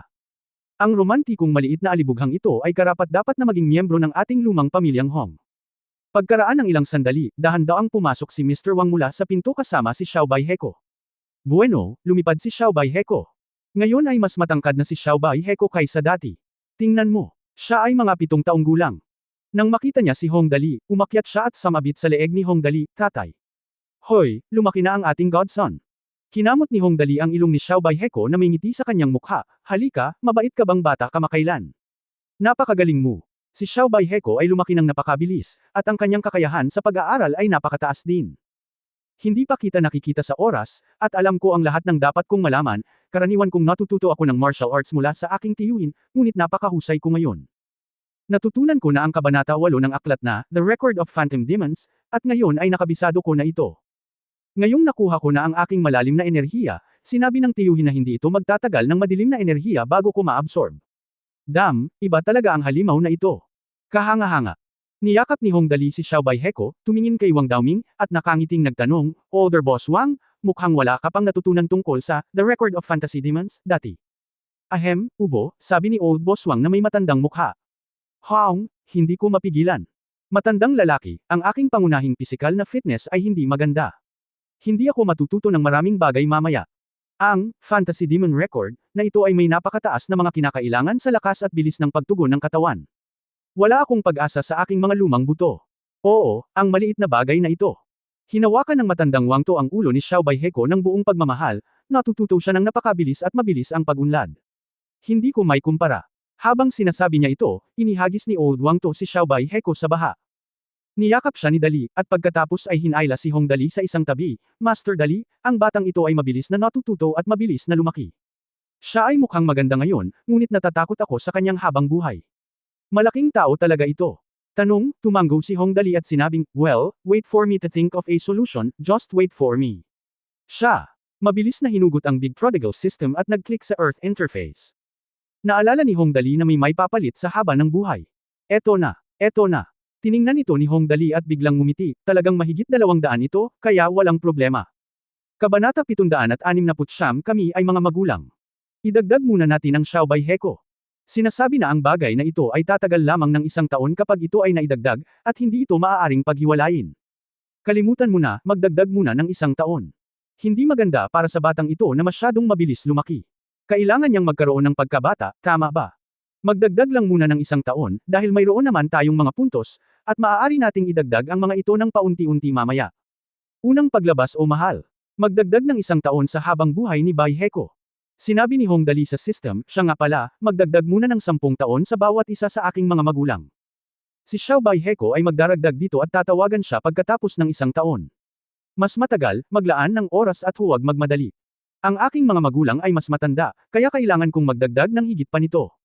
Hindi nagtagal ay tumunog ang boses ng system, ang haba ng buhay ng karakter ay tumaas. Iyon lang. Huwag kang mag-alala, ngumiti si Hong Dali kay Mr. Wang at sinabing, unti-unti itong malulutas sa hinaharap. Kailangang hilingin ng aking godson na lumaki siya mamaya.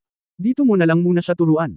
Bagamat kadalasang hindi ginagawa ni Hong Dali siya ay walang puso, ngunit ang sinasabi niya ay maaasahan sa mga kritikal na sandali. Dahil sinabi niya iyon, walang problema. Tumango si Boss Lao Wang, bueno, gamaan ang loob ko. May gagawin si Master Dali. Ngayon lahat ng tao dito ay naalala ang kanilang mga kamag-anak. Dahil maganda ang buhay nila sa Galaxy Alliance Center, wala nang dapat balikan. Minsan, gamaan ang loob ng lahat. Hindi nagtagal, umubo ang hepe at sinabing, okay, ngayong nagkita na ang lahat, balik tayo ngayong tapos na tayong mag-usap. May pag-uusapan pa tayo. Maya-maya, isang tao na lang ang naiwan sa buong bulwagan. Sumunod ay sina Hong Wigyu, Tang Ruzi, Hong Dali at ang pinuno. Hindi naman imposibleng maghintay at makinig ang iba. Ang susi ay naisip ng pinuno na hindi na kailangang mag-alala ng labis, kaya pinili pa rin niyang palabisin sila. Maghintay hanggang sa tumahimik ang silid. Mabagal na sinabi ng pinuno, Dali, mayroon ka bang sapat na lakas tao sa Galaxy Alliance Center ngayon? Oo. Okay lang sa ngayon, tumango si Hong Dali, hindi naman masama, gayon paman, wala pa akong masyadong nagagawa. Dapat maayos na ito sa maikling panahon. Ang pangunahing bagay ay maaari lamang akong mag-teleport sa virtual na mundo ngayon, at kailangan kong maghintay sa totoong mundo. Mabuti yan, sabi ng pinuno, magpaunlad ng mabuti doon at bumalik upang makita kung mayroon kang gagawin. Magpalitan tayo ng impormasyon. Huwag kang mag-alala. Babalik ako ng madalas, ngumiti si Hong Dali at biglang nagtanong, Tito Chief, nakikita ko sa iyong ekspresyon na may mali sa iyo. Minor matter lang. Hindi naman masyadong magulo. Magsasalita na sana ang pinuno tungkol sa Zerg nang bigla siyang sinipa. Sinulyapan niya si Hong Wigyu at saka nakangiting sinabi, medyo mabagal pa rin ang pag-usad ng teknolohiya ng ating mundo. Isipin mo, gaano ka-advance ang teknolohiya doon sa gitna ng Galaxy Alliance. Medyo nahuhuli pa tayo sa Earth. Nag-aalala ako. Mabuti yun, sabi ng hepe ng may kasiyahan. Iyon lang, sa susunod na darating ka at dalhin ng isang tao sa virtual na mundo, maaari tayong magsaliksik tungkol dito mismo. Okay, walang problema. Pumayag naman agad si Hong Dali. Hehe, actually speaking of it, I have some good things to tell you, biglang tumawa ang hepe. Pagkatapos ay naglabas siya ng isang dakot ng Dali beans mula sa kanyang bulsa, Dali. Tingnan mo ito. Hindi ko inaasahan na mag-e-exist ito sa virtual na mundong ito. Haha, Dali beans. Lumiwanag ang mga mata ni Hong Dali nang makita niya ito, this is the best okay, ha ha ha ha. Aniya at inilabas sa bag ang little loser na si AKA. Si AKA ay natutulog at hindi alam kung gaano karami ang kanyang nakain ngunit hindi nagtagal ay nalaman na ni Hong Dali. Tumingin siya ng malapitan, at saka napaluha. Bumili siya ng isang buong pakete ng kagamitan sa virtual na mundo na wala pang kalahati ang natitira. Ang munting bastard na ito, tumawa at nagmura si Hong Dali, mas mabuti kaysa sa akin. Sayang din ang pera. Sa pagtingin sa ibon sa kamay ni Hong Dali, ang pinuno ay nagtanong ng may pagtataka, ito ay. Oh, ito, nakangiting sabi ni Hong Dali, nakapasok ako sa isang trial tower, at ito ay mula sa tower. Ang ibinigay sa akin ni Sister Jadebird ay malamang na anak niya, ngunit ito ay medyo pangit. Bluebird. Pinagmasdan ng mabuti ng pinuno ang maliit na alibughang ibon, at talagang wala siyang makitang anuman. Ang susi ay talagang pangit ito. Point. Wala akong pakialam, ang hepe ay direktang kumuha ng isang malaking dakot ng ilang daang mga tabletas, maaari mong gamitin ang mga ito ayon sa iyong nakikitang angkop. Anyway, sa iyong alibughang ugali, marahil ay sapat na ito para sa ilang buwan. Kaya lang, kinuha ni Hong Dali ang Dali beans at pinitik ang maliit na ulo ni AKA. At tubiling iminulat ni AKA ang kanyang mga mata. Bigla niyang nakita ang big beans, lumiwanag ang kanyang mga mata, ibinuko niya ang kanyang maliit na bibig at nag-click, at mayroong isa. Isa pa, snap, isa pa. Isa pa, holy shit, isa pa. Pagkatapos kumain ng 3 Dali beans ng sunod-sunod, hinaplos ni AKA ang likod ng kamay ni Hong Dali ng may kasiyahan at nakatulog muli. Ang munting talunan na ito. Kumain ng 3 ng sabay. Matalas. Napatingin dito si Hong Dali at ang iba pa na nagtataka. Sa kabila kung gaano kaliit ang batang ito, ang kanyang gana ay medyo malaki. Sino ang kayang palakihin siya? Pagkatapos ay tumingin ang puno at ang iba pa kay Hong Dali. Ang mga ibon ng isang balahibo ay nagsasama-sama at ang mga tao ay nagsasama-sama. Ngayong nasabi na ang mga salita, si Hong Dali ay hindi maaaring manatili dito ng masyadong matagal. Kung tutuusin, marami pa siyang dapat lutisin sa Galaxy Alliance Center. Ang susi ay natatakot siyang malaman ni Jiang Chenzo ang mga kapintasan, kaya ang gulo, bilisan mong tumayo, sige, babalik muna ako at babalik kapag may oras ako. Anyway, convenient na ako ngayon na makakapag-teleport na ako. Well, okay. Batid na kailangan pa ni Hong Dali ng panahon para ilagay ang pundasyon doon, hindi na masyadong nanatili ang hepe. Nagbabala lang siya, tandaan na unahin ang kaligtasan sa lahat ng bagay. Kami ang nag-iisang maliit na sanggol sa mundong tulad mo. Huwag kang nasa anumang panganib. Mag-ingat sa labas. Well, don't worry, kaya ko naman. Tumayo si Hong Dali at nakangiting sinabi, okay, babalik ako ngayon. Sige, sige. Kumaway ang pinuno. Lumabas si Hong Dali sa Yaman Hall. Nakahanda na ang lahat para pumunta at sabay na tumayo. Sinabi ni Hong Dali sa maliit na dragon na umaaligid sa singsing ng dugo ng dragon, bumalik ka. Then with a whoosh, isang malaking grupo ng mga tao ang nawala ng ganito. Pagkaalis ni Hong Dali, tumingin ang pinuno kay Hong Wigyu at sinabing kakaiba, Wigyu, kakausapin ko ang iyong pamilya tungkol sa Zerg ngayon, ngunit bakit mo? Walang silbi ang pag-usapan pa. Bumantong hininga si Hong Wigyu, kami ay mga magulang. Siyempre, kung may mangyari, hindi niya maaaring hayaan ang kanyang mga anak na magalit. Ang pinakamahalagang bagay ay, paano kung malaman niya? Sa kanyang init ng ulo, hindi siya maaaring manatili sa Galaxy Alliance Center. Ito ay kapaki-pakinabang, ngunit ito ay isang pagkaantala din para sa Galaxy Alliance. Pagkatapos ng lahat, ang Zerg ay hindi maaaring sabihin dito kung kailan ito darating, kaya hindi sasabihin sa kanya kung kailan ito darating. Tama iyan, sabi ng pinuno. Patting his head, I was so anxious that I really don't think so much. So let's do it. I estimate na kahit dumating talaga ang Zerg, dapat kayang suportahan ito ng 10 araw at kalahating araw. Kung ganoon, kaya natin itong suportahan hanggang sa dumating ang reinforcements. Well, kaya, ngumiti si Hong Wigyu at tumingin sa direksyon kung saan nawala si Hong Dali, kaming mga magulang, subukan lang na huwag masyadong mag-alala tungkol sa amin. Ang pangunahing lungsod ng Shenluo, ang Lord's Mansion, ang Jiang family. Regional na opisina, paligid Noble Promotion Inspection Opisina. Sinasaklaw nito ang isang lugar na daan-daang libong metro kwadrado at napapalibutan ng isang bilog ng mga stand. Sa oras na ito, ang mga stand ay napuno na ng mga manunood na dumating upang manood, pati na rin ang mga kamag-anak at kaibigan ng mga makapangyarihang tao na dumating upang makipagkumpetensya para sa hanay ng mga peripheral noble. At doon mismo, mayroong daan-daang mga tao na pumipila, nagsusubok ng isa-isa. Si Jin Gaui, mula sa Zigu Star, 22 taong gulang, sa ika-18 palapag ng Trial Tower, ay na-clear sa ika-14 na antas, maaaring ma-promote sa Peripheral Noble Reserve, mas mababang antas. Nang marinig ang pag-anunsyo ng sekretarya na nakapasok na siya sa Peripheral Noble Reserve, ang pangalan niya ay Jin biglang napatalon sa tuwa ang matikas na binata, oh yes. Hahaha. Sa wakas naging reserve member ako ng Peripheral Nobles. Kailan? Sigaw niya, tuwang-tuwa rin ang lahat ng mga kamag-anak at kaibigan na kasama niya sa stand. Tumayo, hahaha.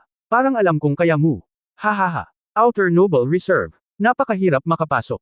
Hindi totoo yan, oh, sabi ko sa simula na dapat maayos ang batang ito. Tingnan mo, hindi ba tayo nagiging Peripheral Noble Reserves? Tama na, haha. Sa oras na ito, lahat ng iba pang naruroon ay lumapit din upang bumati. Kung tutuusin, basta maging Peripheral Noble Reserve ka, not to mention na siguradong magtatagumpay ka sa pagiging Peripheral Noble, at least magagamit ka ulit ng isang partido, na katumbas ng direktang pagpasok sa militar ng Galaxy Alliance. Hanggat walang malaking problema sa iyong pagkatao pagkatapos ng inspection, maging general ka man lang. Ang mga opisyal at mga katulad ay masasabing maabot ang langit sa isang hakbang. Maging ang sekretarya ay nagpapanatili ng isang napakagandang pananalita, binabati kita, magsusumikap ako sa hinaharap at magsusumikap na magpatuloy pa. Salamat, mabilis na yumuko si Jin Gaui at sumaludo, Brother Secretary, salamat sa iyong pagsusumikap. Sige, bumalik ka na. Magsanay pa, paliwanag ng kalihim, magkakaroon ng pagtatasa ng promosyon sa alas 8 ng umaga sa ika-1 ng Desyembre sa loob ng 1.5 buwan. Kung matagumpay kang makapasok sa ika-20 palapag ng Trial Tower sa panahong ito, maaari kang direktang maging isang Peripheral Noble. Kung hindi, kung ikaw ay nasa ika-20 palapag at may lugar pa, maaari kang makilahok sa pagtatasa ng promosyon. Halika na, binata, optimistic ako sa iyo. Dapat kang magtrabaho ng gusto. Sinabi ni Jin Gaui na may determinasyon. Sige, Secretary. The clerk looked at the book, the next one is na Tyran. Hindi nagtagal, huminga ng malalim ang binata na nagngangalang na Tyran at dahan-daang humakbang. Itinuro ng sekretarya ang isang tapyas na bato sa tabi niya, ilagay mo lang ang iyong kamay dito. Okay. Dahan-daang itinaas ni na Tyran ang kanyang kamay, at sa sandaling ito, lahat ng libu-libong nanunood sa paligid niya lift your heart. Nang ilagay niya ang kanyang kamay sa stone tablet, agad na ipinakita ng stone tablet ang Trial Tower record ni Tyran, na si Tyran, Chongyu Starman, Trial Tower level, ika-18 antas, ay na-clear ang level na 62 beses. Galing. Mabilis na inihayag ng kalihim, na si Tyran, isang 26 na taong gulang mula sa Chongyu Star, level 18 ng Trial Tower, ay nakapasa sa level 62, ay maaaring ma-promote sa Peripheral Noble Reserve, intermediate level. Salamat. Bahagyang tumanggo si Ran, saka tumalikod at umalis. Ito ay malinaw na siya ay makatwiran tungkol sa resulta na ito. Isang cool na tao, ang clerk ay nagkibit balikat, at pagkatapos ay umiling, dapat ay mayroon kang magandang talento, ngunit kailangan mong magtrabaho ng mas mahirap kaysa sa misteryosong lalaki. Malalampasan ko siya. Sagot ng mahinahong boses na sabi. Siya nga pala, walang ideya si Hong Dali na may mga tao pa rin dito na nagtatangkang magdala ng puot sa kanya. Kabanata 770 Crazy Armor. Susunod. Ang clerk ay patuloy na sumigaw, Scott. Dito. Si Scott ay isang binata na may pulang buhok, mga 24 o 5 taong gulang, at may ekspresyon siya sa kanyang mukha na may kumpiyansa na ekspresyon at napakataas at kahangahangang ngiti sa gilid ng kanyang bibig. Sinabi niya, ito ang naklik mo, tama ba? Not bad, mukhang confident ka. Ngumiti ang clerk at sinabing, dapat maganda ang mga marka mo. Siyempre. Inilagay ni Scott ang kanyang kamay sa test stone, at pagkatapos ay dahan-daang ipinikit ang kanyang mga mata. Biglang huminga ng mabilis ang lahat sa audience. Anong antas ang maaabot ng nagtitiwala na binata sa kanyang lakas? Ika-19 na palapag. Ika-20 palapag. O mas mataas pa. Hindi nagtagal, lumabas ang pass index ni Scott sa test stone tablet ng Trial Tower. Scott, Fighting Falcon, Trial Tower Level 22, na-clear ang level 34th time. Ito. Biglang nanlaki ang mga mata ng clerk, at pagkatapos ay tuwang-tuwa siyang sumigaw, Scott, mula sa Fighting Falcon, 24 na taong gulang, Trial Tower Level 22, na-clear ang level 34th time, direktang na-promote sa Orange Level Peripheral Nobles. Ha. Itinaas ni Scott ang kanyang ulo at tumawa, sinabi ko lang na ako ay napakahusay, hahaha. Hindi nakakagulat na makakamit niya ang mga ganoong resulta. Ito ay talagang napakabihirang sa mga tao. Maging ang mga taong nanunood sa mga nakapaligid na stand ay tumayo at nagbigay pugay, at ang mga manunood ay nagpalakpakan. Sok, na-clear ang 22nd floor trial tower sa 34 na pagtatangka. Nakakamangha. Sa talentong ito, natatakot ako. Hindi siya magiging yellow level peripheral noble hanggang sa araw ng promotion assessment sa ika-1 ng Disyembre. Hindi katakataka na siya ay sobrang kumpiyansa. Ang gayong tao ay talagang may puhunan upang maging kumpiyansa.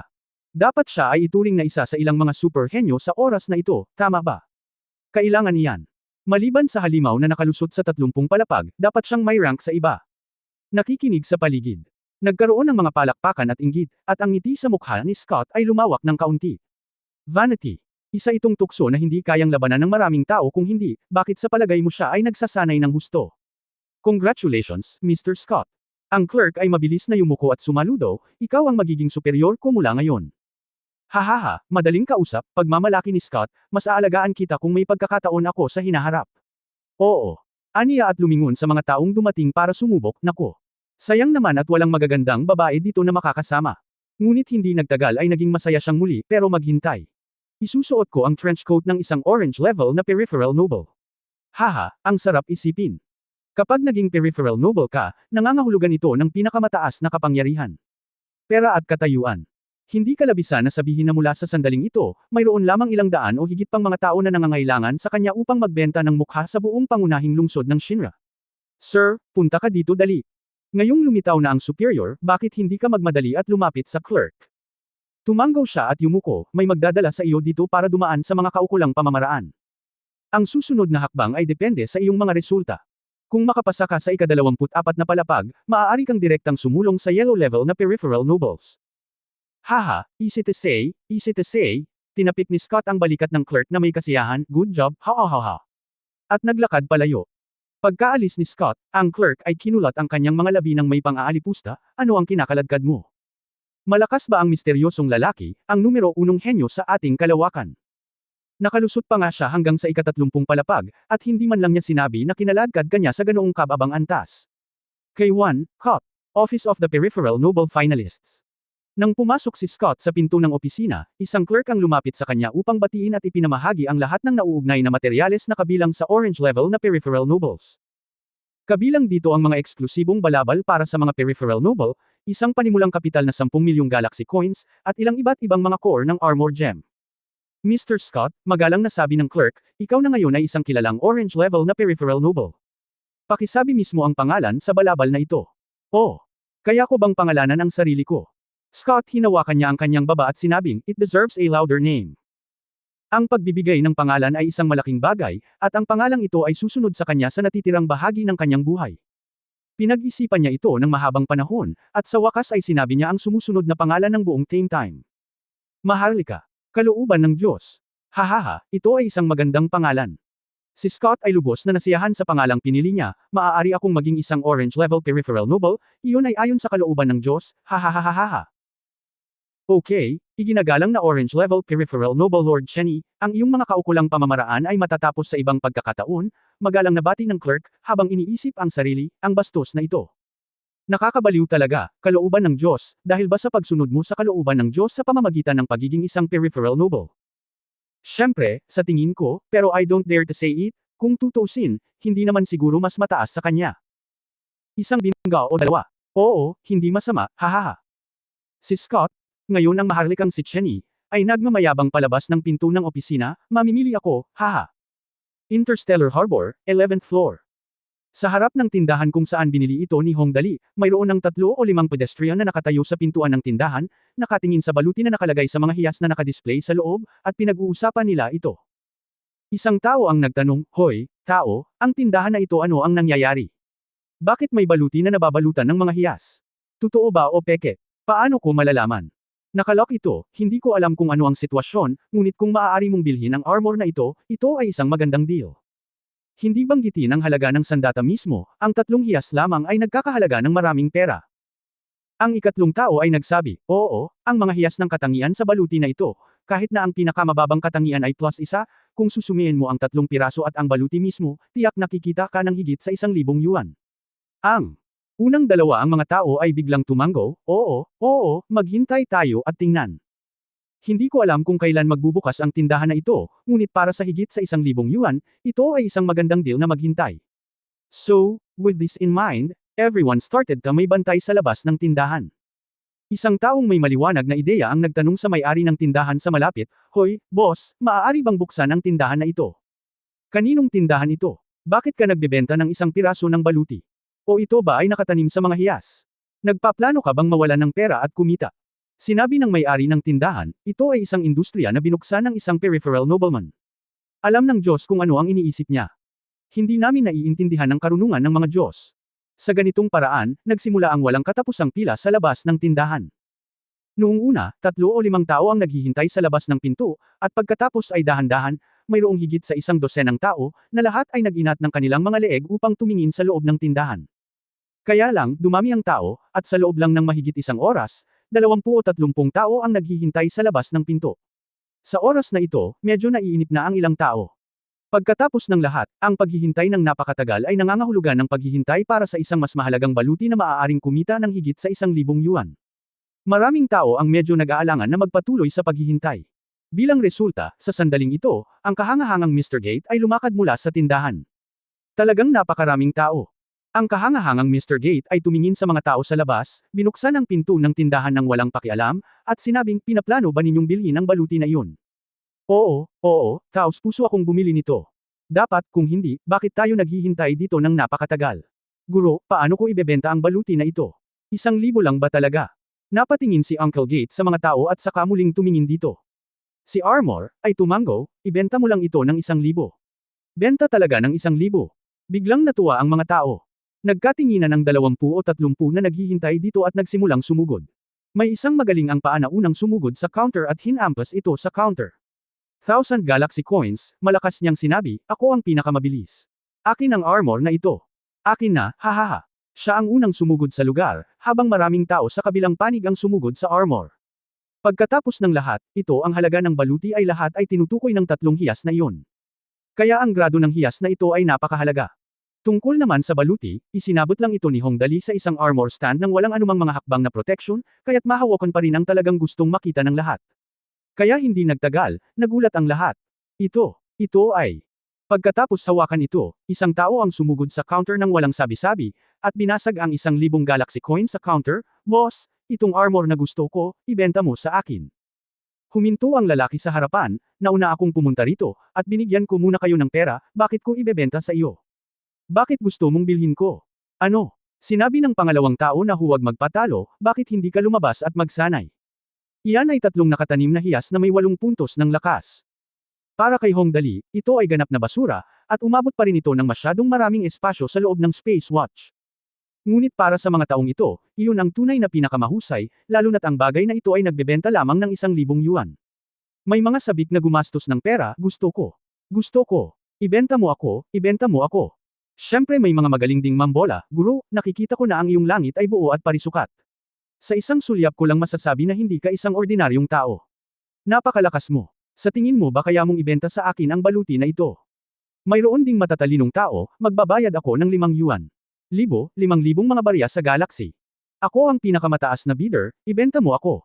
Nagkaroon din ng banta ng puwersa, umalis ka sa aking daraanan, o ang aking mga kamao ay hindi masyadong maganda. Biglang nagkagulo ang buong tindahan. Ang sabihing hiniling ni Hong Dali ang kahangahangang Mr. Gate na tulungan siyang alagaan ang tindahan at bayaran siya ng 120,000 Galaxy coin sa isang buwan, kasama ang relasyon ng dalawa, ay tiyak na hindi biro. Wala bang mata ang mga kamao mo? Mabangis na tumawa si Uncle Gate. Sobrang tangkad na niya, pero nang ailapit niya rito ang malaki niyang ulo ay parang isang malaking balde. Ito ay lubhang nakakatakot, at ang lalaking walang mga mata ay napaatras siya sa takot. 3 hakbang. Alam kong walang mata ang mga kamao ko. Dinampot ni Tio Gate ang mga damit ng lalaki at itinapon sa labas ng pinto na parang manok. Natahimik ang lahat sa sandaling ito. End of this chapter.